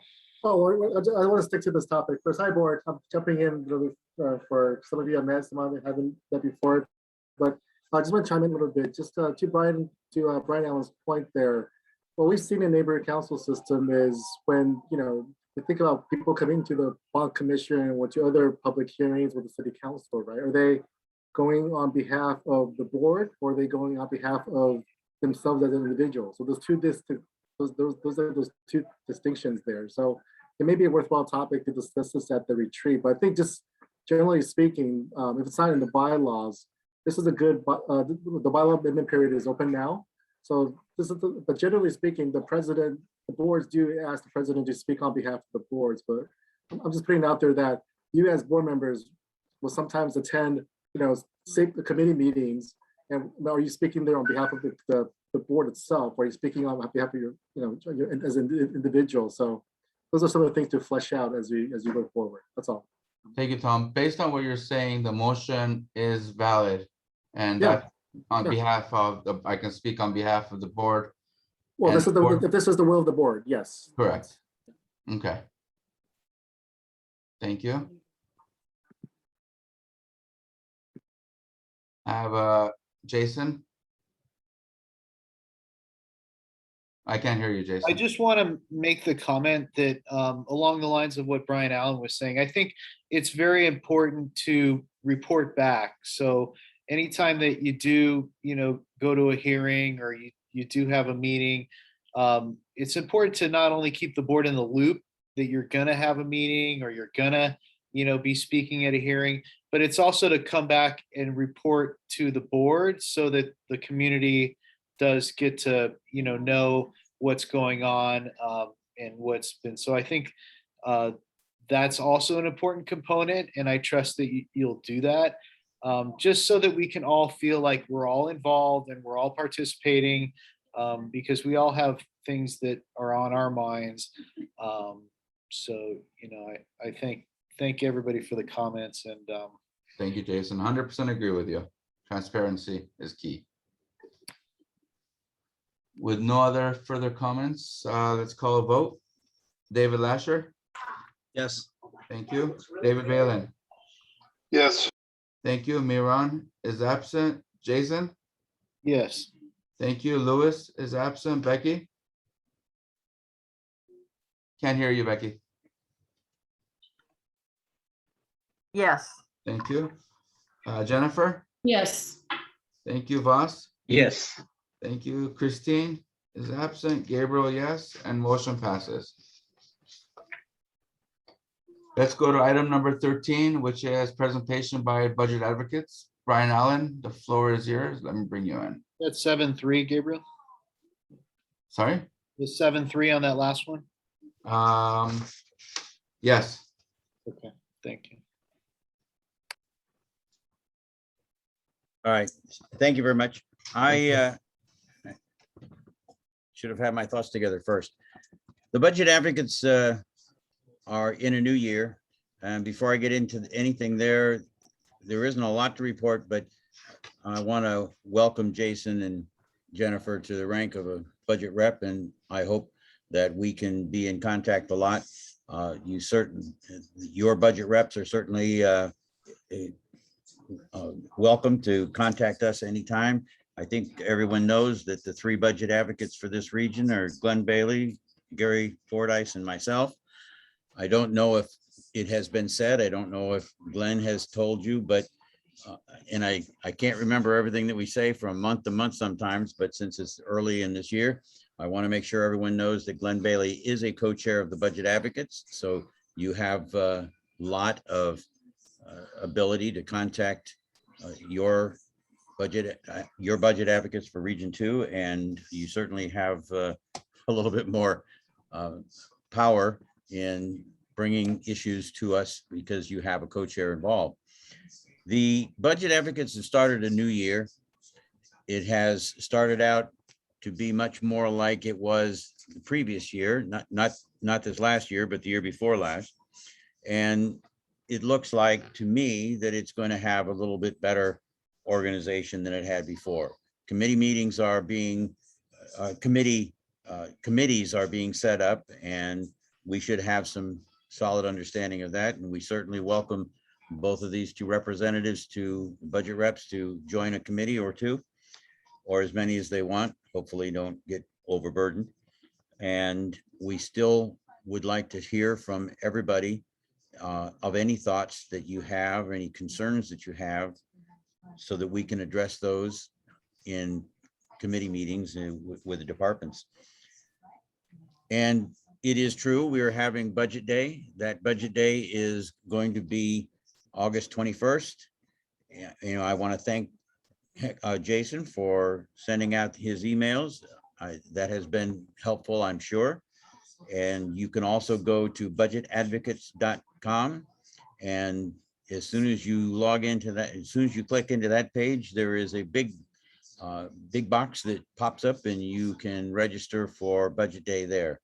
I would highly recommend anybody that hasn't been there definitely go, and anybody that has been there, you should already know that you can learn some things. It's a new environment, different people running it, and it should be different. It should be back to the status that is close to what we used to have. However, it is still online, and that does make it a little bit different. I personally like in person, but we recognize the environment we're in. So with that, if anybody has any questions, I'll be happy to address them. If there's something that about the budget advocates that you are concerned about or don't understand, I'd certainly be willing to address that as well, as will Glenn, if you'd like. Thank you, Brian. I see Jason has his hands up. Oh, thank you, Brian. I requested to join the Recs and Parks Committee, but I know that a lot of our other board members are very active in certain issues, maybe LAPD and some other committees they may want to join. If you could give, like, just off the top of your head, a quick rundown of like the committees that are available, and maybe if you guys could help facilitate getting some of us on those committees. Maybe if there's a list, then if any of our board members want to join, I strongly encourage it because you really get deep into the issues within these departments. And the meetings are very beneficial. And then if you could also state when the meetings are, they're on Saturday. I believe it's like the second Saturday, just for Jennifer, who's new, so that she knows what she's signing up for. The budget advocates meet twice a month. They meet in the evening on the first Monday of the month, and they meet on the third Saturday of the month in the morning. Those meetings are open to anybody, and we certainly would welcome all NC budget reps. The committees that you're talking about, I certainly can forward a list of the departments that committees are being set up for.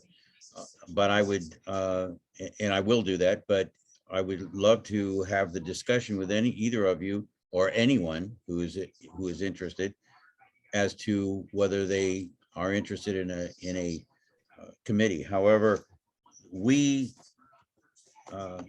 Glenn would be more involved than I am at this point as being a officer, but the budget advocate that is currently establishing the committees is Barbara Ringett, and we certainly can get you in touch with her as well. So we're willing to communicate on any level and discuss any department that you'd like, but there are 40. So it's a long list, and some people will be interested in one and not another. So feel free to contact me at any point in time or any of the budget advocates. So you're basically doing committees around city departments, which is a little bit different than before, right? Because they had committees for all kinds of different stuff. That is the big difference this year. And that does not mean that there won't be any committees for specific issues. I don't know of any at the moment, but certainly we still have, well, I do. We have a police, well, but that is the police department. So no, I cannot tell you that we have any separate meetings outside department designation, but I suspect that we might. Right. Okay, thank you. And Glenn, if you'd like to weigh in on that, you're certainly welcome. Glenn? Yes, Brian said it exactly. We do have 4 committees that are more administrative, if you will, outreach, bylaws, finance, and white paper. And you're certainly welcome to join those as well. But what we did decide this year is, rather than try to create subject area, we're seeing how the signups go department by department. It may be that we'll consolidate a few of the people who signed up for some departments, and based on the numbers of people, we may consolidate them. I'll just give you an example. This is hypothetical, but let's say we have a few people who sign up for animal services, and we have a few people who sign up for zoo. And coincidentally, that's A to Z, which is, all the city departments. We may decide, for example, to consolidate, and call it the Animal Services and Zoo Committee, right? But the first step is, please do sign up, because based on that, we'll make our decisions based on the signups. Thank you. Thank you, Glenn. Are there any panelist comments? Attendees? Thank you, Brian and Glenn. Thank you. I'm gonna move on to item number 14. 1 second. Presentation updates by CAG. Let me bring in Craig. Where are you? There you are. Thank you, Gabriel. Do you hear me now? Yes, thank you. Hi, everyone. And thank you, Gabriel. For those new members that do not know me, my name is Craig Galanti, and I was, along with Miran, unanimously voted by the PRNC to be the elected representative of the CAG, which stands for Community Advisory Group, relative to the Aliso Canyon Disaster Health Study. So graciously, you guys have given us a few minutes to get you up to speed, because Porter Ranch is ground zero. And I just want to give you a very brief update on what's happened. It's been 7 weeks since the CAG had their official meeting with Department of Public Health, and that was on June 28th. a few members from this neighborhood council and other councils attended. And we thank you, and we encourage as many of you to support the community by attending these meetings as possible. And I'll let you know when the next meeting is here at the end. And their feedback, the CAG is supposed to be the liaison between the community and Department of Public Health. We want to stress that nothing seems to have moved forward by the Department of Public Health on critical concerns that the CAG and the community stressed in the last meeting back at the end of June. One thing that I want to make sure that for those that didn't attend, DPH made it very clear that they will not be utilizing their subpoena authority against SoCal Gas to gain the critical path information of what we were exposed to.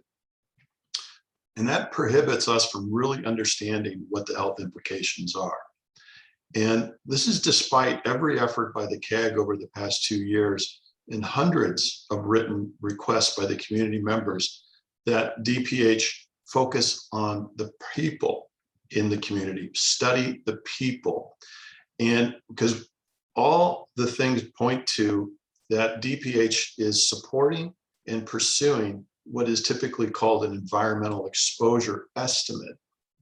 So they're going to estimate what we were exposed to. They won't pursue a subpoena to get the culprit what known chemicals they use. And just doing an environmental study is severely problematic because a government agency in the state of California did an analysis and only 26% of the known harmful chemicals were monitored in and around the time of the blowout. And more importantly, there was no monitoring at all during the onset of the blowout where the worst of the worst was coming up from the earth. So the CAG has not been brought up to speed on anything new in 7 weeks. Our next meeting is scheduled for September 27th with the Department of Public Health, and encourage all of you to attend. This continues to not go in the direction the community has advised and the CAG has been supportive of. So I would happy to answer any questions, Gabriel, but I do want to make a public comment as well on this topic. Thank you, Craig. Are there any panelists that have any questions? I see there's one from attendee, Assad. Good evening, Craig. It's always good to hear you.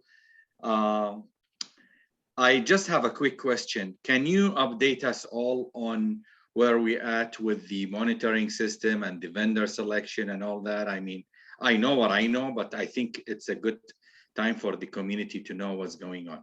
Thank you. Assad, I agree. I just want to stress, I know hardly any more than you do because the CAG was not put in the position to help advise that. We are not kept more informed than anybody else in the community. We understand that there's a dual vendor arrangement between UCLA and Argos Scientific to do the air monitoring, and it's primarily going to be stationary. I will tell you the CAG fought really hard for a mobile complement to stationary because, as we all know, you smell one neighbor will smell the methane and the mercaptan in one part of the neighborhood, and then you call your friend and they don't smell it. So we were strongly advocating for a mobile, but the decision was made, and it's Argos and UCLA, as far as we know. We do not know when the start date is. Thank you very much. Appreciate it. If you know more, please share. No, I know exactly as much as you do. I was trying just to get the board to be aware of where we're at, and that's all. Thank you. Thank you, Assad. Craig, you have anything else to add?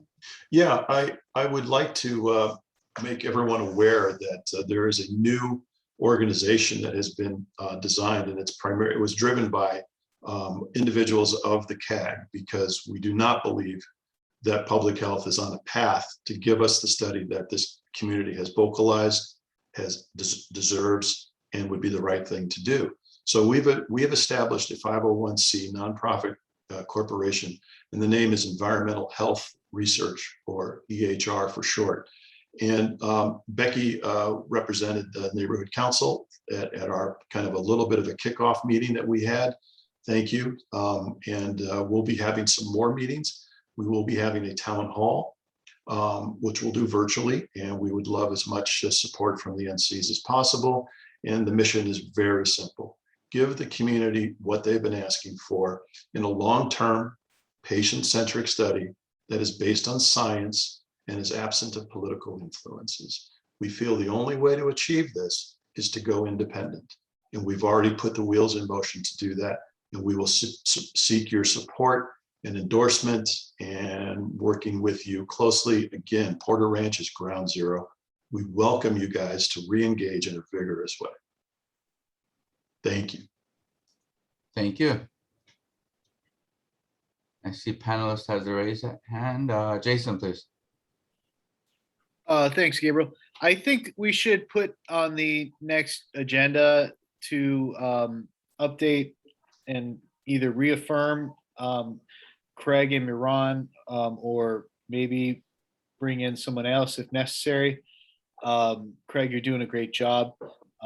Becky, thank you for stepping up. And, but I think we have a new board here, and maybe there's somebody who wants to be a CAG representative, or so I think that's a good thing that we should, just like budget advocates, we should just either decide we're happy with the person we have, or we're not, and go from there. Thank you, Jason. Anybody else? That's it. Thank you, Craig, for coming. My pleasure. Thanks for the time. Always a pleasure. Thank you. Last item before the break, we're running a little late, is Miss Gonzalez from DWP. She does have a presentation. You want to promote her? Yes, go for it. I think I did, but go for it. Oh, okay. I think you did too. Hello, can you hear me? Yes, we hear you. Okay. Hi, everyone. How are you? Well, you muted yourself. You're a panelist now, so you should. Okay, sounds good.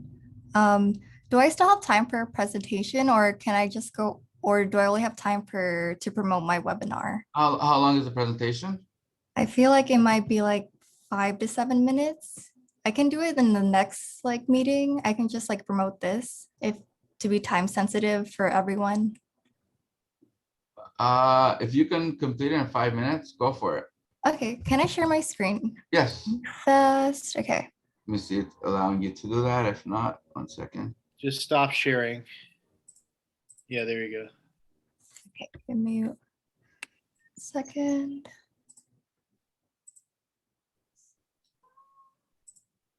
Thank you for being patient, by the way. I know we're running late. Oh, no problem. It keeps saying host disable participant screen sharing on my end. Let's see. Oh, let me see if I can do something here. Change rule to, let's see. Oh, here, ask to start video. Here we go. Does that help? Mm-hmm. Yeah. Got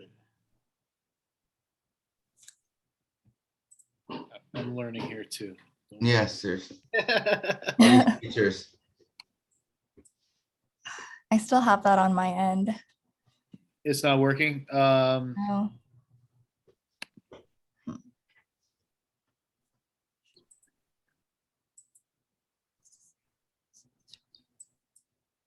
I don't see any. Let's see. Does anybody know how to allow her to? I'm looking into it right now. I can't see any features for it. Allow assign. What was that flyer that you had up earlier? Is that the one you want? I was gonna get to that at the end, but David Balin, do you know? it's so weird. I'm allowed to screen share, but I don't know why. She's a panelist. She should be able to. Oh, here. You have to stop sharing altogether so she can have access with everybody.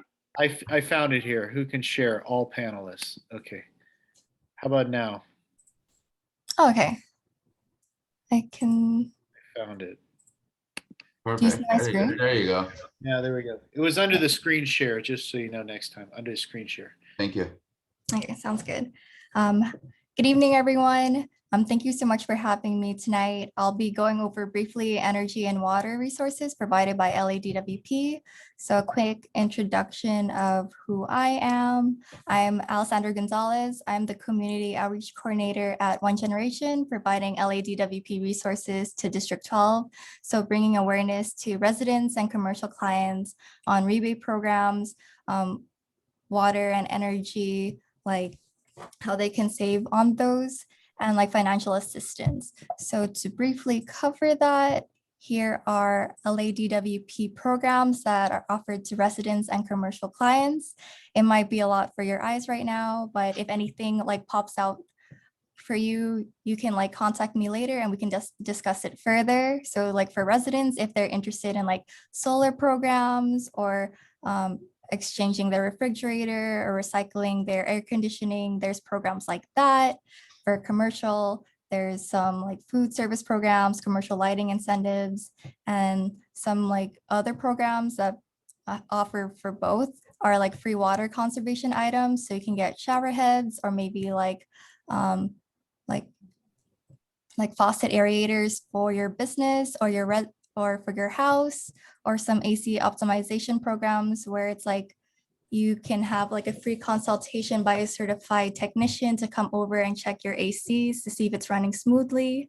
And then there's a turf replacement program, and then also city plans. So you can have free trees on your commercial businesses or at your homes if you're interested in that. And then I can also help assist for financial assistance, whether people in the community are low income, senior citizens, those who are disabled, and those on life support. So I can help with like the application process for those things. And then I'm just gonna cover like some other programs real briefly. So there's an efficient product marketplace if you search on the LADWP website. So if you're interested in looking up like more energy efficient light bulbs, refrigerators, and washers, you can check those out. You can like replace your current models and maybe get a rebate on that to save on your electricity bills. And then also on the marketplace, those who are interested in putting like solar panel, LADWP has partnered with a third party called Electrum. So if you want to put solar panels on your house, you can check that website out as well. So you can lower costs up to 20% if you use like solar panels for your household. On the website, it's really interesting. You can put your address on it, and then it can give you a quote all at once to see how much you can save through this. And then another program is the turf replacement rebate. So this is one of the most popular water conservation programs that LADWP has to offer. So if you want to change your front yard into a more sustainable ecosystem like this one, for that, you have to have like California-friendly plants, mulch, and other ground cover for healthy soil, a rain capture feature, and drip irrigation. So if anyone in your community is interested in this, I'm gonna have a webinar tomorrow on Thursday from 2 to 3 p.m. called Step Into Your Lawn. So that will cover like the application process of like the turf replacement program. So if anyone is interested, feel free to email me or call my number. Another thing that my co-partner and I are doing for the community is an energy cohort. So we're looking for people to participate for our September cohort for those who want to lower on their utility bills. So those who are interested, we wanted to make it fun and competitive for residents. So those who are interested, just send us a utility bill, and then we'll keep you accountable till the next billing period. And then those who lower their utility bills, we'll reward them with $100 towards their utility bills. For the second place winner, we have a $75 cash prize and then a $50 cash prize. All of those are for your utility bills, if anyone in your community is interested in this. So that's a brief wrap up of my presentation. If you have any questions or comments, feel free to contact me. This is my email and my number. Thank you so much for your time. So if anyone has any questions. Thank you. Board members, any questions? David Lasher? got the floor. Question, are you a LADP employee? How is One Generation connected LADP? It's like a grant program that One Generation is with the city on. So they want, because One Generation is focused on serving like the elderly and like vulnerable communities. So they wanted to focus on helping District 12 and District 3. So I'm like supervised by them, but I'm providing all of their resources to the community. So you work directly with LADWP? I like report back to them, yeah. Okay, thank you. Thank you. Jason? Oh, thank you. If you could send the flyer to the board email, it's board@prnc.org. That way, and also like we have a weekly email that goes out. And so if there's like little, like maybe just a paragraph with a flyer or something that we can kind of just plug into our email. If you make it easy for us, we can promote these programs because these are great programs. I mean, I'm taking a course with the Payne Foundation on native plants, and we're learning all about the turf replacement program. And it's really a great program. And I think a lot of people don't really know about it and aren't taking advantage of it. And also the solar panel thing as well. I think those specific items would be great for our newsletter to just get out. I think we have over like 5,000 emails that we can send out to. So, you know, we can help you, but if you can make it just real easy for us, because, you know, we're just volunteers. So if you could just like have a little paragraph that we can just plug in there and a flyer if needed or a photo, then it's very easy for our outreach person to just go ahead and dial that in. So thank you for coming and appreciate it. Thank you so much. These were all helpful. Definitely. Jason, we had in the last newsletter the flyer that she had sent us. And if we can get more flyers, we'll be glad to add it on our future newsletters. Sounds good. I see 2 attendees with questions. First one, Azad. Yes, hi, Alisa. A very quick question. So in the solar rooftop installs, there is the program. Where did he go? Sorry about that, Assad. Go ahead. Okay. Start over. Yes, hi, Alisa. This is Assad. So in the solar panel installation on roofs, there is a program by LADWP for Lisa Roof. Are you involved in that? And if yes, can you elaborate on how it works? In which you're leasing the roof to put the solar panel, but you're not utilizing the power. The power goes all to DWP. I'm not 100% aware of that program, but I can look into that and email you more about that if you're interested. Excellent. Yeah, it's called Lisa Roof. Lisa Roof. Thank you. Thank you, Assad. Ron? Thank you. Yeah, so I applied for the roof insulation back in January, February for another property. And they said that they have discontinued the property, check back over the summer. Is that program, I saw it was on your list, but is it in operation now or have they discontinued it? It might still be suspended, but I can double check on that. Okay, you want me to call you, give you my email so we can correspond that way? Sounds great. Okay, what, do you want to take it down right now or do you want me to email you? You can just email me. Okay, and the second thing is something I brought up earlier. Are you familiar with the Self-Generation Incentive Program, SGIP, where the DWP needs to give homeowners in a fire area, which Porter Ranch has already been designated as such, technically designated, we would be entitled to some backup batteries through the state, but DWP won't issue the letter. Can you find out why, and can we get that letter? Our neighbors in county territory, Southern California Edison, they've already gotten their batteries. Southern California Edison immediately issued their letters. I'll look into that. You said the S chip? Yeah, SGIP, Self-Generation Incentive Program. There's two programs. There's one where they just give a little bit of money, and the other one is the 2 batteries. That's really the big bonus. And then the solar program, are you able to pick the kind of panels you want, or do you have to pick whatever organization is managing that? We have to use their panels. For that one, you can pick which panels by the ones that are listed there. So what is listed, you have to choose from them. Okay, do you recall if SunPower was one of them? SunPower is one of them. Okay, good. So if I apply for that, they help me put that on the roof? I think so.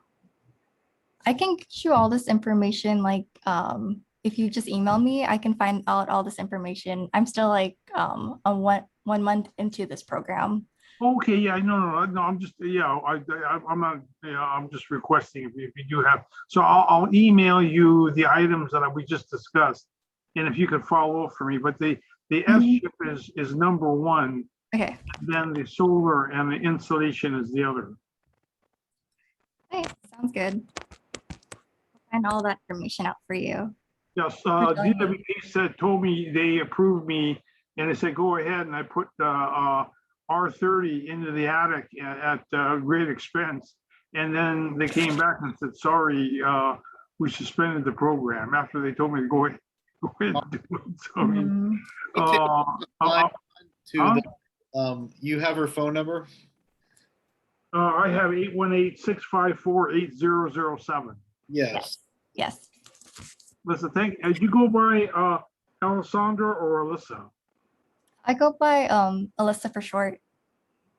Oh, okay. No, I heard that somebody calling you Alyssa. I was wondering how they got that from Alessandra, but okay. Thank you. Thank you. Thank you, Ron. And Elisa, if you can send me all the information as well, so I can share it with the community, that would be great. Okay, thank you so much for your time again. Thank you. Any other questions? It looks like there's no other raised hands. Thank you for coming, and we will stay in touch. Okay, thank you. Thank you. And we're about very behind. Let's take a 5-minute quick break, and let's meet at 8:28. It looks like Luis is here just for the note. Yeah, I had him. I brought him in. Okay. Break time. So a quick 5-minute break, and see you in a couple of seconds.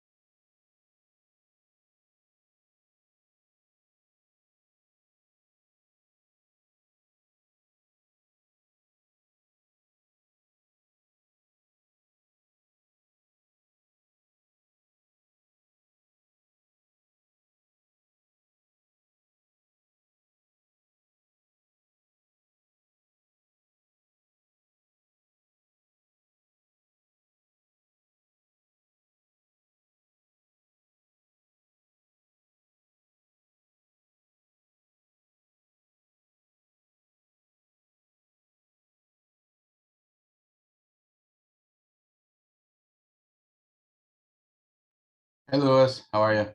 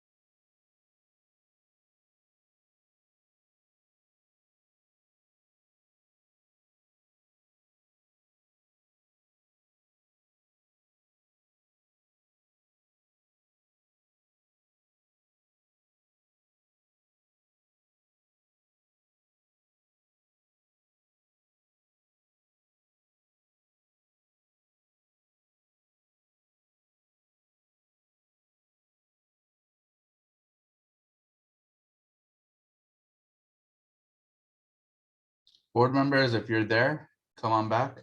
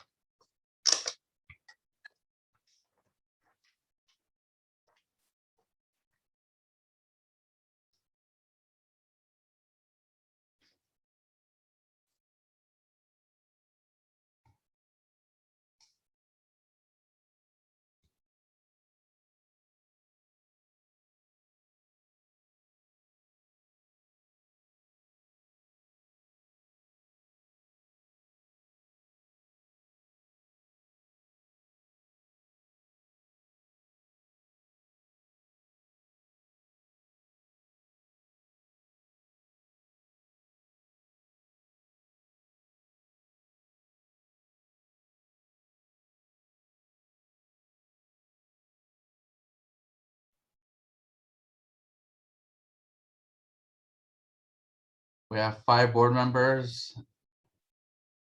David, are you here? Or Voss?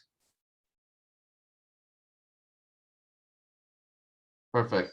I'm here. Been here. Didn't leave. Perfect. No, I just want to make sure we have quorum to move on. And now we do. So let's move on to item number 17. It is a consent calendar. I would like to actually pull item 17C off the agenda, which is February 2nd minutes, without any objection. And I want to pull item number 17A as there were changes submitted, which I'll share with the board right after. So I want to make a motion to approve the June 9 and January 24 minutes to start. Do I have a second on that? So this will be for 2 minutes instead of 4 from the consent calendar. I'll second it. Thank you. 1 second.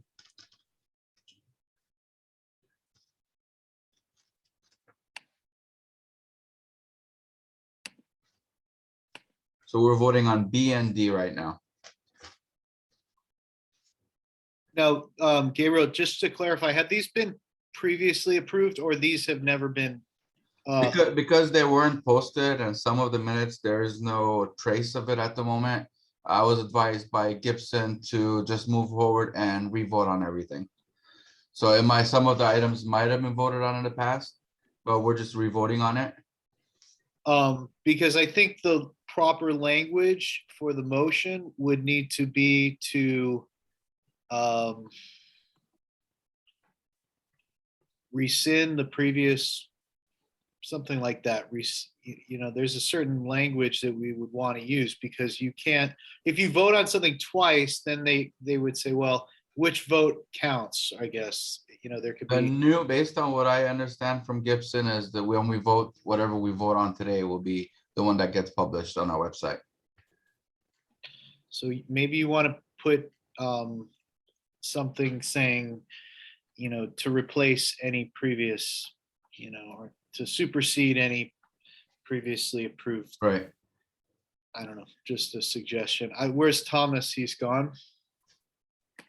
Nope, no Thomas. Huh? No Thomas. All right. I got David Balin raising his hand. Thank you. The terminology would be to vacate.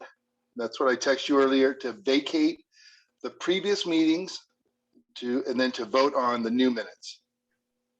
Perfect. Thank you, David. So I'll amend the motion. I want to vacate the previous minutes and revote and approve the new minutes. If that makes any sense. I'll second it. Thank you. Just for these specific ones, right? This is specifically item number 17 and 17D and B right now we are voting on.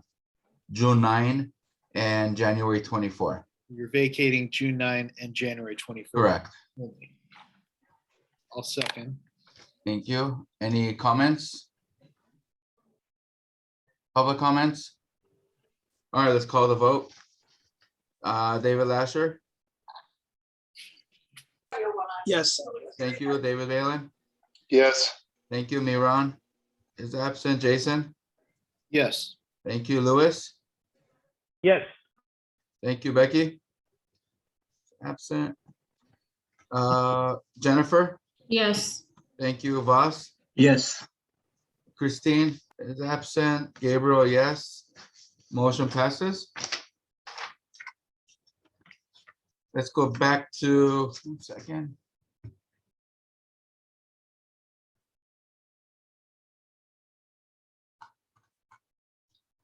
Let's go back to the April 14 minutes. I want to make a motion to, actually first, before I make the motion, there were edits that were made and sent to me. And I'm gonna have to make an edited motion, but let me share the edits to the board real quick. I think I sent the edits to the entire board. Did you? Yes. Which is crossing out this line right here. I don't know if you guys can see my shared screen. And we added and corrected this paragraph over there.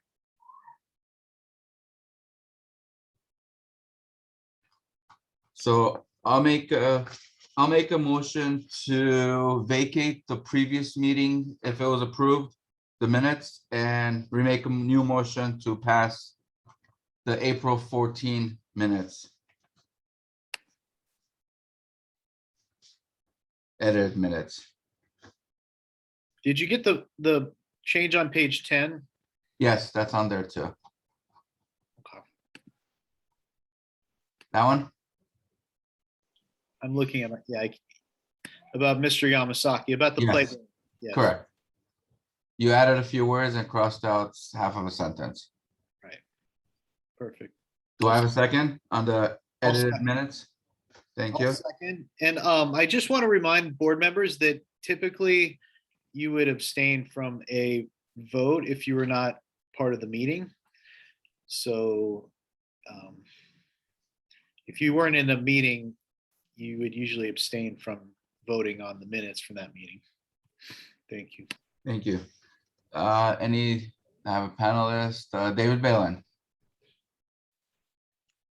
Once again, Gabriel, April needs to be vacated, and then you can go ahead and make the adjustments and change everything. Correct. We Thank just did that. Thank you. Thank you, David. That's the motion. To Correct. Oh, I didn't hear vacate April. Got it. Thank you. Yeah. So we're vacating and adopting the edited minutes for April 14th. We have a first and we have a second. No comments on either side. Let's call the vote. David Lasher. Yes. David Balin. Yes. Thank you. Miran is absent. Jason. Yes. Lewis. I abstain. Thank you. Becky is absent. Jennifer. I abstain. Thank you. Voss. I abstain. Christina is absent. And Gabriel, yes. And we got 4 yeses, 3 abstain, 3 absences. And it is majority, so it passes. If I'm not mistaken, Jason. I'm not doing the vote count, but you might want to let the people on the previous vote, if they weren't at the meeting, to abstain. They just did that. They did that already. On the previous vote, though. Oh, previous one? Yeah, because we're, what was the previous meeting we voted on? We just did April. We did we did January 24 and 17 B and D on 17 Correct. B and D. Does anybody want to change to well, abstain? let's call it. We're on April 14 minutes. Let's move forward with that first. So basically, we got 4 counts yes, so that passes as it's the majority of the votes, correct? Yes. Just want to confirm that. All right, let's go back to item 17 D and B.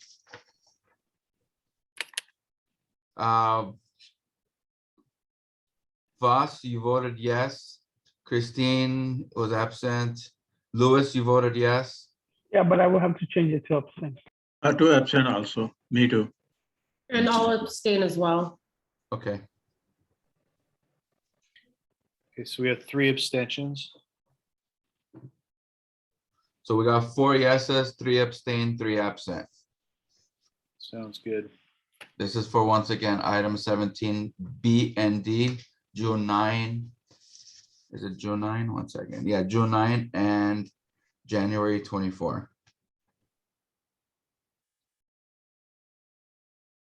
Okay. And then we are tabling February meeting. Make a note here. Thank you. Let's move on to item number 18. Update and discussion about dead trees, fuel reduction project in Porter Ranch. Jason, this is yours. Oh, so I just wanted to update the board, and I think we can talk about this more at the retreat because we can get into kind of the budget discussion. But just to update everybody, we had allocated 7,200 to do the project in the parks, but we didn't end up spending that money. And so we're actually rolling over 9,000, I believe 700, somewhere, almost 10,000. So much of that money got rolled over. And now we're gonna get into the budget again. But I've been working with Councilman Lee's office to try and get, and I've also been reaching out to Granada Hills North and trying to set up a meeting, but we're basically trying to get from Rex and Parks an idea of, maybe they have a contractor they can use, or maybe there's money that can be funded to them to do the work. So right now we're kind of in the exploratory phase of this thing, but ultimately we do want to, try and get this project completed, but it would need to be re-voted on. So I didn't put any dollar amount on here because we're still trying to figure out the logistics of it, who's going to contribute, if anybody's going to partner with us and all that. And so this would be for primarily Aliso Canyon Park and Limekiln Canyon Park, primarily. It's fire damaged trees from the Saddle Ridge fire, basically. Thank you, Jason. Any comments or questions from the panelists? Attendees? Let's move on. Item number 19 is yours as well. Okay, so this is for the, so for the grant, we had good news that we got the grant.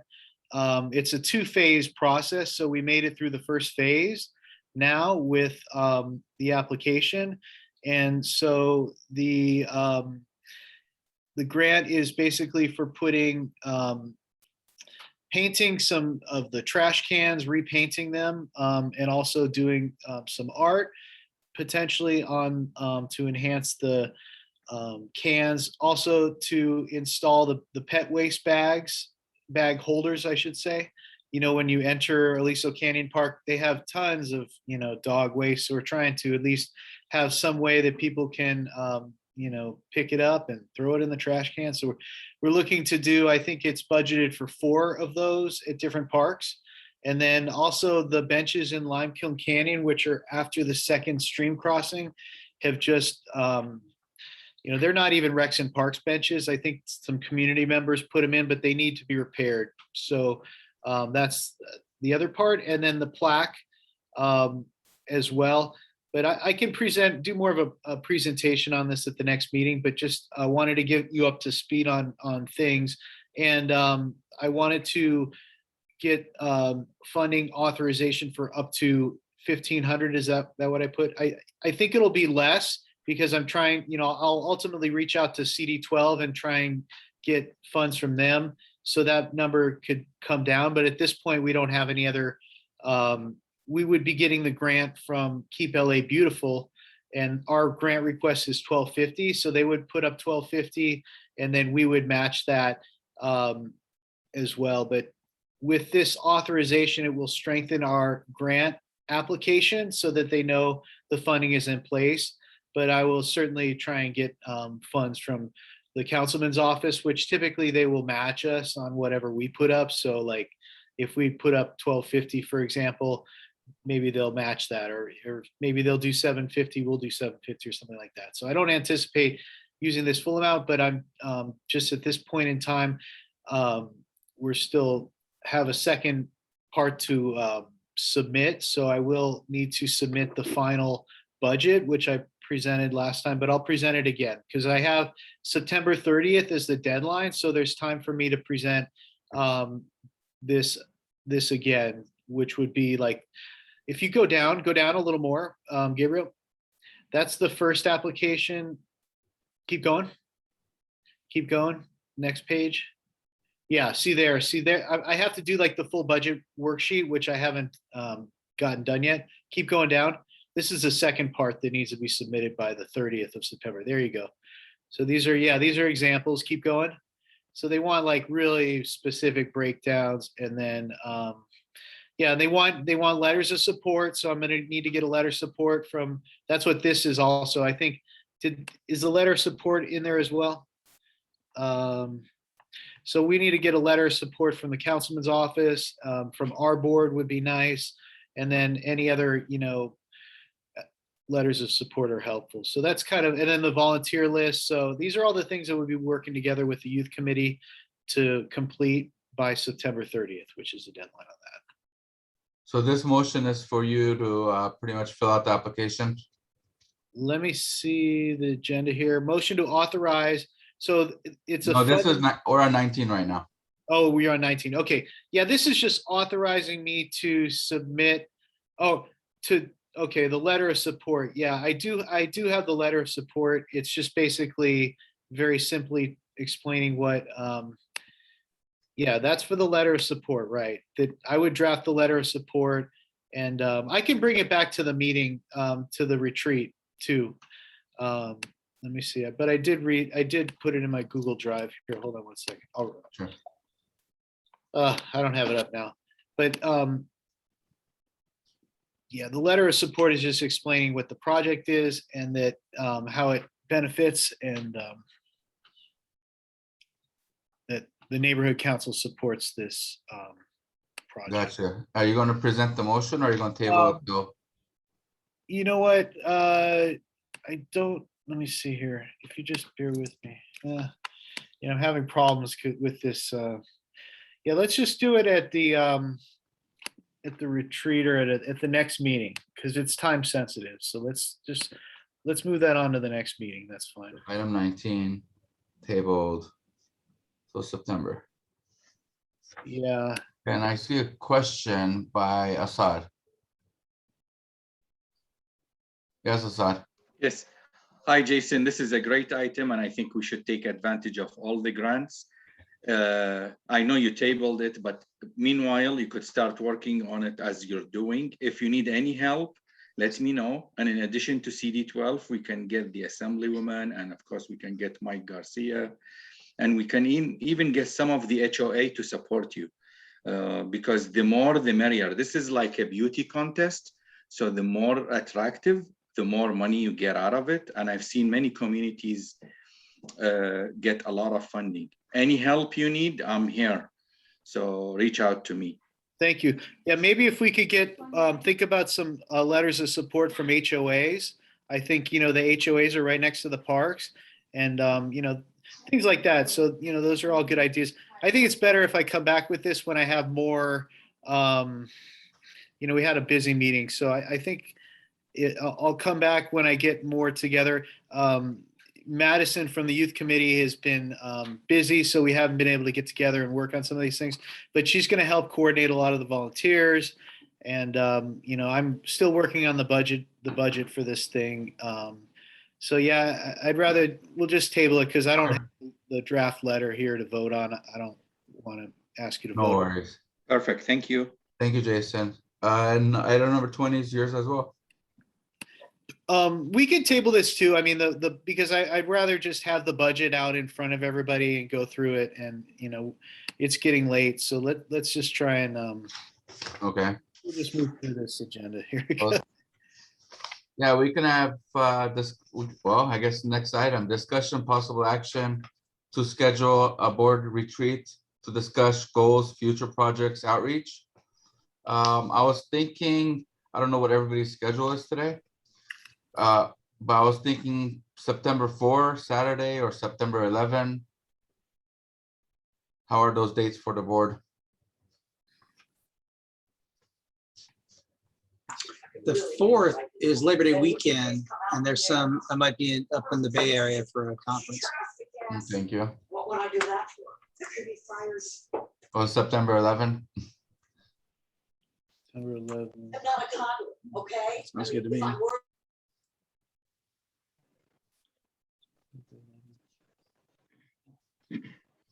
mean, it doesn't necessarily have to be a Saturday either. Can we do a different Wednesday, like a Wednesday meeting or something like that? Yeah, I think the most important thing is that we can all be there. I think it's very important that we're all at this meeting.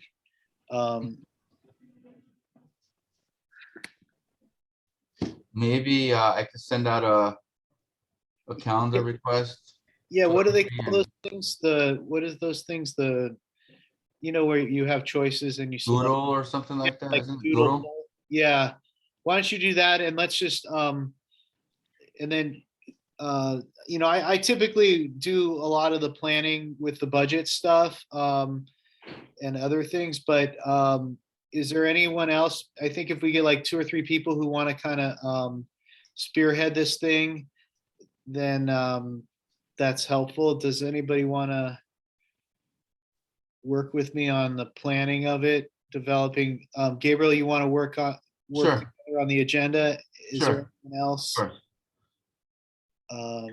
who'd like to kind of work on, if we divvy up all the tasks between each other, then we can Conquer it up real quick. but any ideas, just so for the new people? So basically what we do at the retreat. Hold on. Okay, basically what we do at the retreat is look back on what we did last year, what we accomplished. We deal with a lot of the operational issues on, streamlining how we handle things. We certainly should talk about the liaisons, the appointments, who represents us at different things, a lot of the procedural stuff, but also some of the planning and getting into the budgetary things, how much we,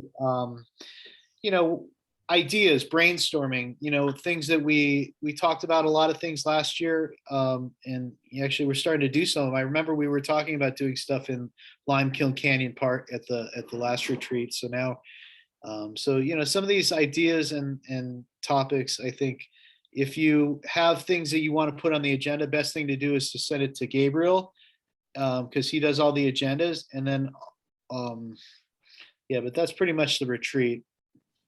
Okay, so I'll make a motion to allow myself to reach out to the board with multiple dates to see what is the best date for the complete board and arrange a date for the retreat. That work? Let's see. I think, Gabriel, I think we can just say a motion to hold well, you don't need a motion because it's a special meeting anyway. Right. You're just going to do a special meeting. We don't necessarily need a motion, I don't think, for I see Tom is on. Maybe he wants to chime in. I don't know.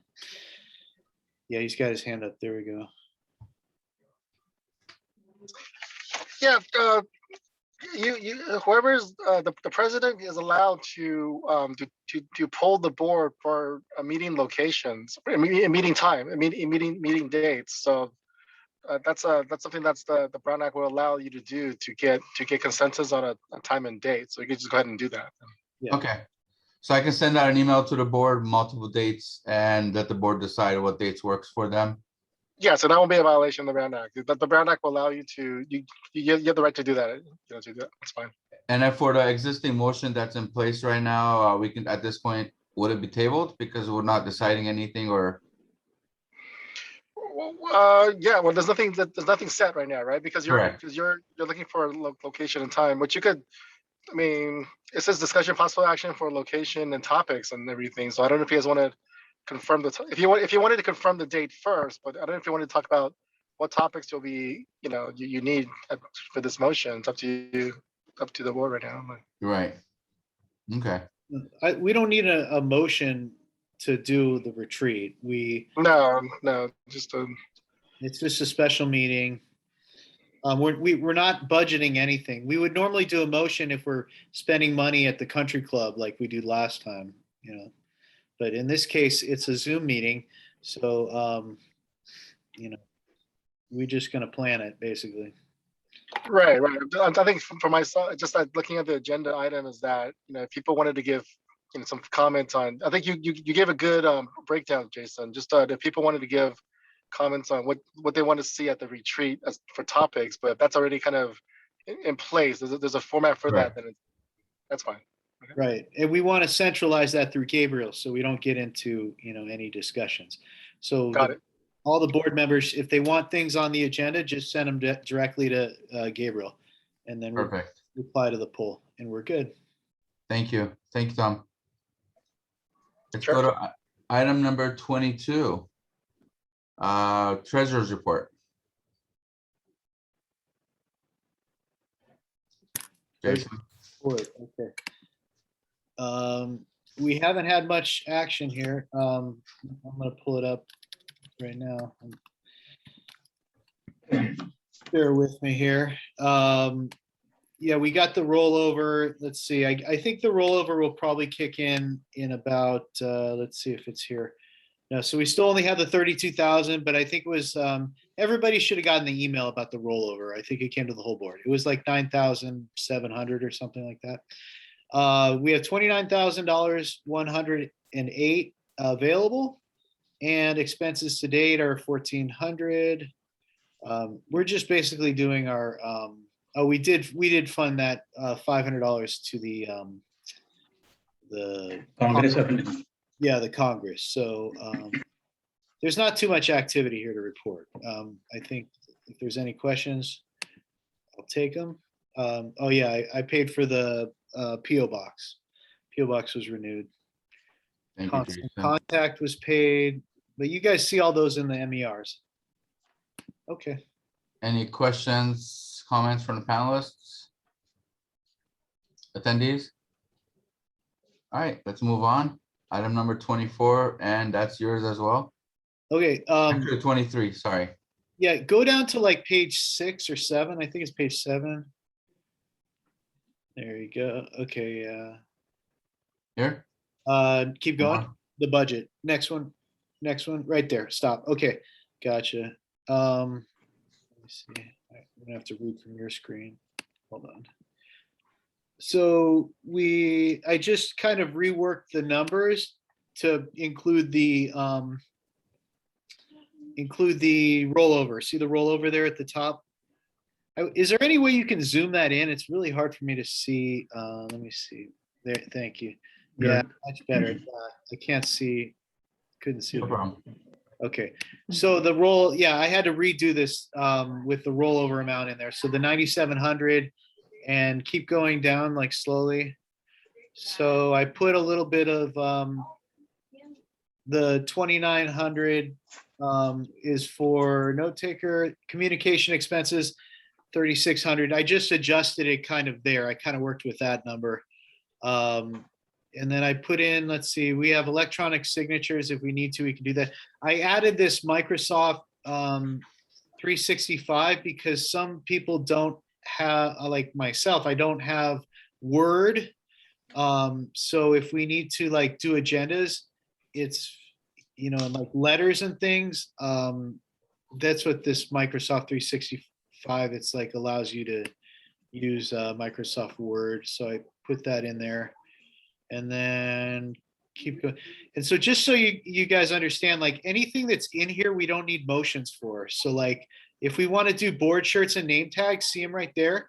Like we can go ahead and do up to $1,000 for the year in name tags and board shirts. So I can go ahead and pay for that stuff under this approval. So keep going down. Yeah, so I put a little for, this is outreach 5,000. Who knows when we'll ever be able to do events. This is mostly outreach stuff, or it could be for buying giveaways. So keep going down. And then election, nothing. We don't have an election.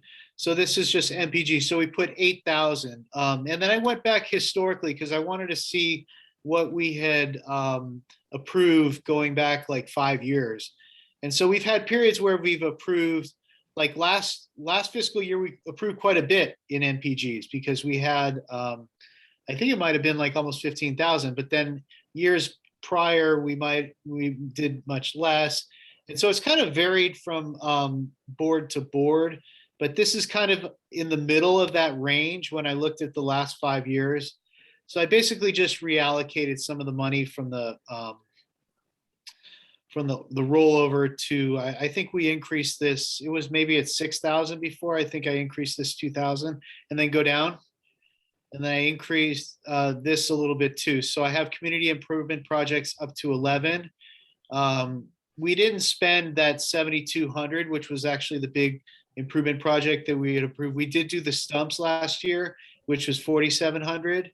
So these improvement projects are hard to predict because they have long timelines in getting all the approvals and things, you know, so who knows when you finally get the permits and everything ready to go. So it just so happened that things fell through on one project, but we did have the stump removal project. So, and these are budgeted amounts, and then the totals all have to work out. So this is just and we can discuss this further at the retreat, but I do have to resubmit this with the rollover amount. So that's how the numbers kind of worked out. And that's pretty much it. These are all the other, I'll be adding, let's see, we approved Gabriel, go up, Gabriel, all the way like page 4 or something, I think. So I'm gonna add you on here in page 4, I think. Let's see. Okay. Right here. Yeah, so, okay, I have you there already. Okay, yeah. Yeah, so you just needed to do your training. It's done already. It's done. So that's all. Yeah, everything looks good. It'll be submitted like the way it is here. Perfect. So you want to make that motion? So I'll make a motion to approve the 2021-2022 administrative packet as amended. I'll second it. Any questions from board members? What item was this again? 22? We are 23. 23, okay. Attendees? All right, let's call the vote. David Lasher? Yes. We'll call police. David Balin? Yes. Thank you. Miran is absent. Jason? Yes. Thank you, Louis. Yes. Thank you, Becky. Absent. Jennifer?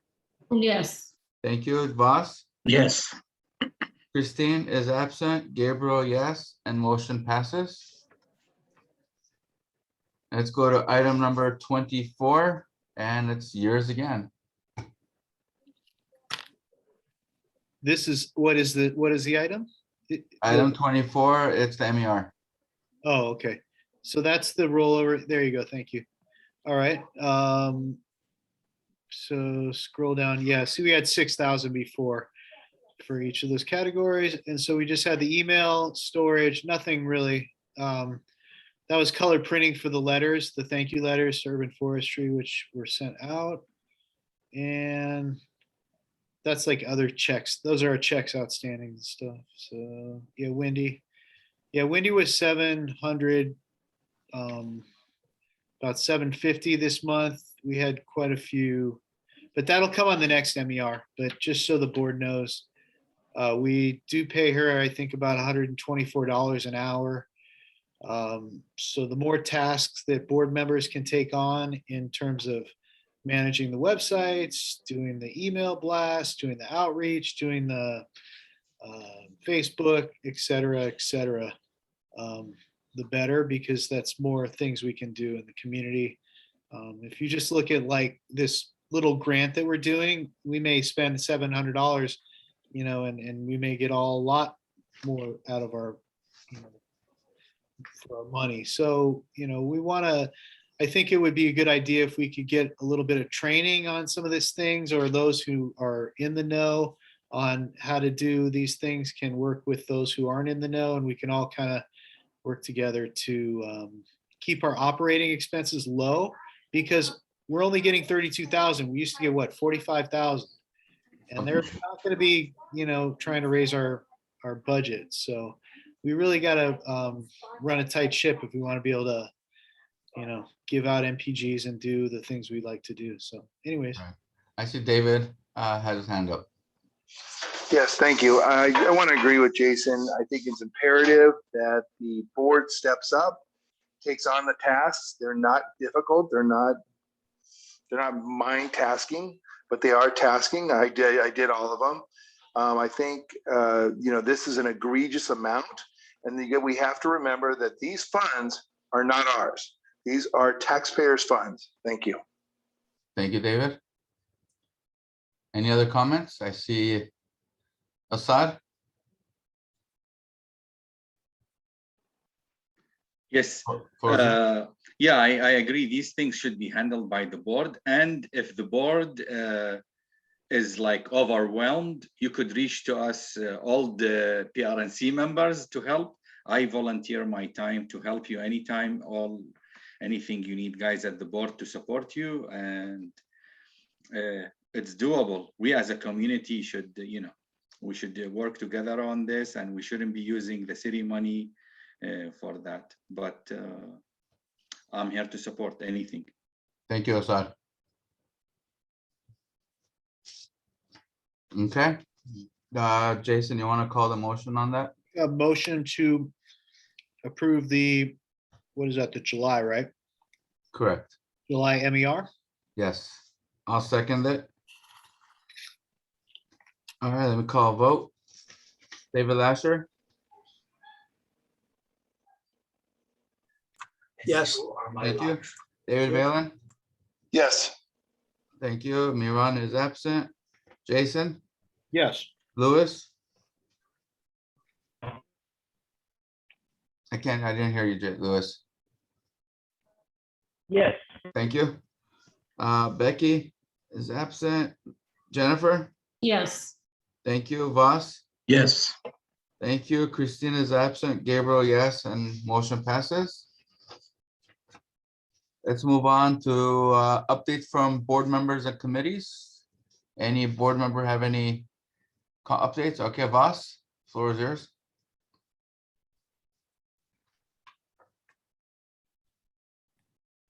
You're muted. There you go. Okay. President had to attend one meeting which he could not, being busy, so I attended that meeting. That was regarding two Senate bills, 9 and 10. And the SB 9 is such that it will preempt local zoning by allowing up to 8 units on what is now a single family lot. Senate Bill 9 is one of the most aggressive housing proposals introduced in the 2021 legislative session. The bill, when combined with the State Assembly Dwelling Unit ADU law, allows for the creation of up to 6, 8, or even 10 units, and further authorizes urban parcel splits. And along with that, SB 10 would allow cities and counties to approve up to 14 units on single family lots without notifying or hearing neighbors' concern.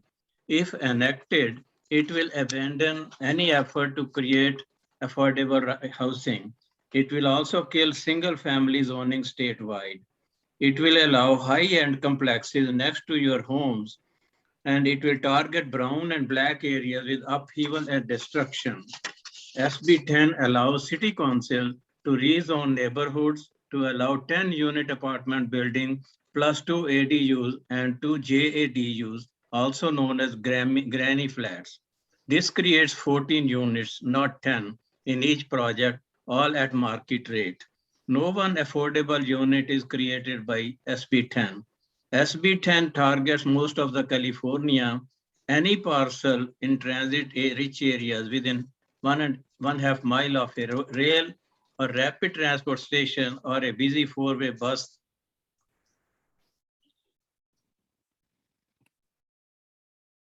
We lost you, boss. Boss? Looks like we have lost Voss.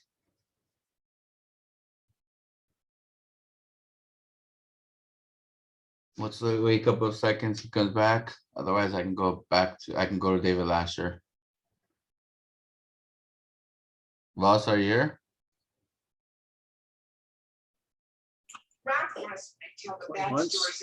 You know what, David Lasher, jump in. I was going to reference that too, so I appreciate him referencing SB 9 and 10. I'll first quickly start with the COVID report in terms of the numbers. We're still looking at the Delta variant being the predominant problem, but unvaccinated people still continue to be 100% of those being hospitalized. We do have people that are getting COVID that have had the vaccine, but the unvaccinated ones are the ones that are actually in the hospital. So, still got to keep working on those numbers. And then number two on the SB 9 and 10, we don't have a housing problem. We really don't. You're not going to build your way out of the situation anyway. There's no way to build that 1.5 million units in the next 10 years or 20 years in California, certainly in LA County. It's not going to happen. And just all you're going to do is create traffic problems and density. We're built up.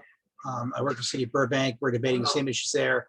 And they want to put these apartment complexes where they're single family homes now. All you're going to do is increase the density without putting in public transit. It's going to create enormous pressure and just damage the quality of living in our communities. So we need to definitely, as a board and as a community, keep on top of the action that's going on with SB 9 and 10. Thank you so much. Subpoena be avoided at all costs. Thank you. We're getting a lot of background noise. Do you know where that, or is that? Never mind. We're good. Okay. Let's see. Lower hand. Any other board members? Voss, are you back? Not back. I see 2 raised hands from attendees. Any other board members though? All right, Brandy, you have a question or a comment? A quick comment, because no, not right now, little one. As a member of the public, I can say this.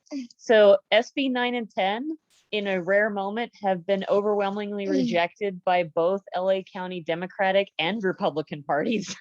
So it's disliked by both the housing advocates and homeless advocates and the homeowners, and it's just overwhelmingly rejected. I can't imagine it's going to pass because it is so despised across the aisle. And yay, a rare moment of unity for LA. Thank you, All right, Brandy. you can say hi. Hi. Hello. That's his public comment. Thank you. Thank you. Assad?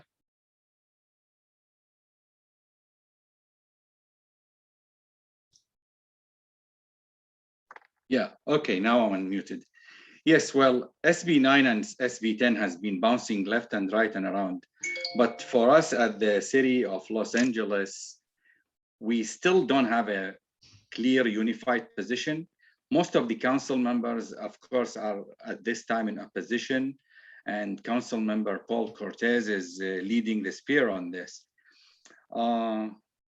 some neighborhoods in the county are concerned, like the Lemert Park and all that. But in general, I don't see PRNC involved in this yet, but I encourage it. But I guess given we are in a way, PRNC is a city entity, we follow the council. So once the council have a council file on a clear direction of the actual opposition, I haven't heard any council member agree on it. So be ready the minute it's in opposition to do a statement, impact statement. And I recommend that you utilize to go to the Board of Public Works, like Jason and David and I done in the past, and actually speak about it. Because at the Board of Public Works, you have the privilege of unlimited time. There is no limit. You could present your points, you could make your arguments, and it's right there, heard and on public record. So be ready the minute this is declared in opposition to go in and voice Porter Ranch voice. Thank you, guys. Thank you, Assad. And I see Voss is back. Voss?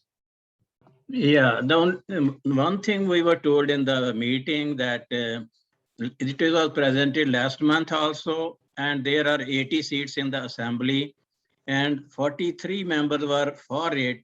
And so it was going to be passed, but sometime happened, it was a technical hitch. Before 3 minutes of ending the session, by the time they cleared this glitch, 3 minutes were passed, so it could not be passed. So we are concerned that community should also come in forward and oppose it. Thank you. Thank you, Voss. Jason? I'll just make a comment on SB 9 and SB 10. I think the problem is there's no council file. I was trying to check because the city would typically open a council file for their, what do they call it? Their positions on state legislative bills. So we might, if you do want to do something, one option would be to do a town hall and bring in both sides to talk about it. But another option would be to ask for a council file to be created for the legislative program in the city to vote against this, SB 9 and SB 10. So that's one option. The other thing I wanted to, I hope everybody from the board got this ordinance that is going, people are talking about it. The 187127 is the number, 187127, and that's regarding the homelessness on the streets. This is going into effect in September 3rd, I think. So I think right now it's important, Gabriel, if we can put something together. They talked about this in Northridge West. I know there's a lot of interest in other neighborhood councils, but if we, and I know CPAB had a good presentation on it from CD12. I think we need to do some kind of event outreach, bring in maybe LAPD once they figure out like how they're going to do their enforcement. I guess that was what was discussed. But we can also bring in the councilman's office. We can collaborate with LAPD, the council office, and do kind of an educational thing for the stakeholders so they can kind of get their, so we can all wrap our hands around how this is actually going to be applied. Because there's like one provision in there that has to do with specific streets that a council office could recommend. So there's a lot of nuances involved in this, and I think everybody's trying to figure it out. But I think if we can start thinking about how we can be the venue for getting this information out to the community, I think that would be really a big accomplishment. And we could bring in other neighborhood councils as well and do, kind of a town hall. It would just be a special meeting pretty much, but we need to coordinate with LAPD and the councilman's office and things like that to do something like this. But it's very important because this ordinance, if you read it, there's a lot of, details in there. Thank you, Jason. I see there's two public attendees raising their hand. Glenn? I put it in Q&A. There are two council files that have been introduced, both of which oppose their respective bill. I put into Q&A from memory. The council file number that I'm recalling it is, but I don't know which is SB 9 and which is SB 10 for sure. I think it's in order, but you can double check that. But they are stalled in council last I checked, just FYI. But there is a way you could vote on it and file a community impact statement, and then of course communicate the fact you did so. So if you have access to the Q&A, and if I'm in error, I'll send an email. Thanks. Thank you, Glenn. All right, I got John and Michelle Hales. Second, there you go. Thank you. Thank you. It'll be quick. This is our 87th Zoom meeting. And over the past year, a little bit more than a year, with this new. Oops, sorry about that. Are you there? There we go. There you go. Geez, I'm trying to give you a compliment and you cut me off. That's a complete change over previous when I started. I'm trying to compliment you and the new board. You guys have made a complete face change. This is very positive. Like I said, 87 Zoom meetings. I've seen some pretty bad stuff. You guys have really, really stepped up. Kudos to you and the whole board. Great job. Thank you for what you do. Thank you.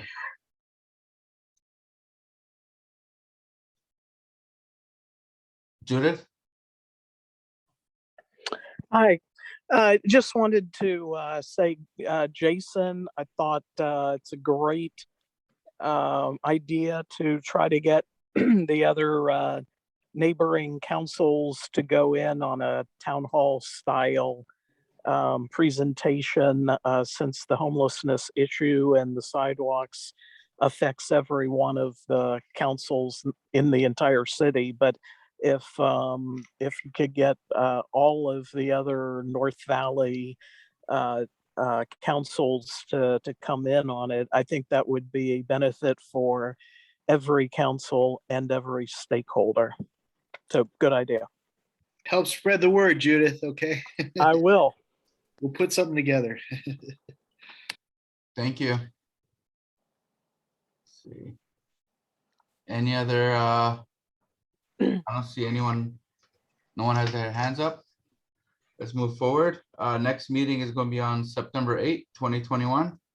It's amazing. The year's almost over. I can't believe it. And let's call the meeting adjourned at 9:22 p.m. Thank you everyone for coming today.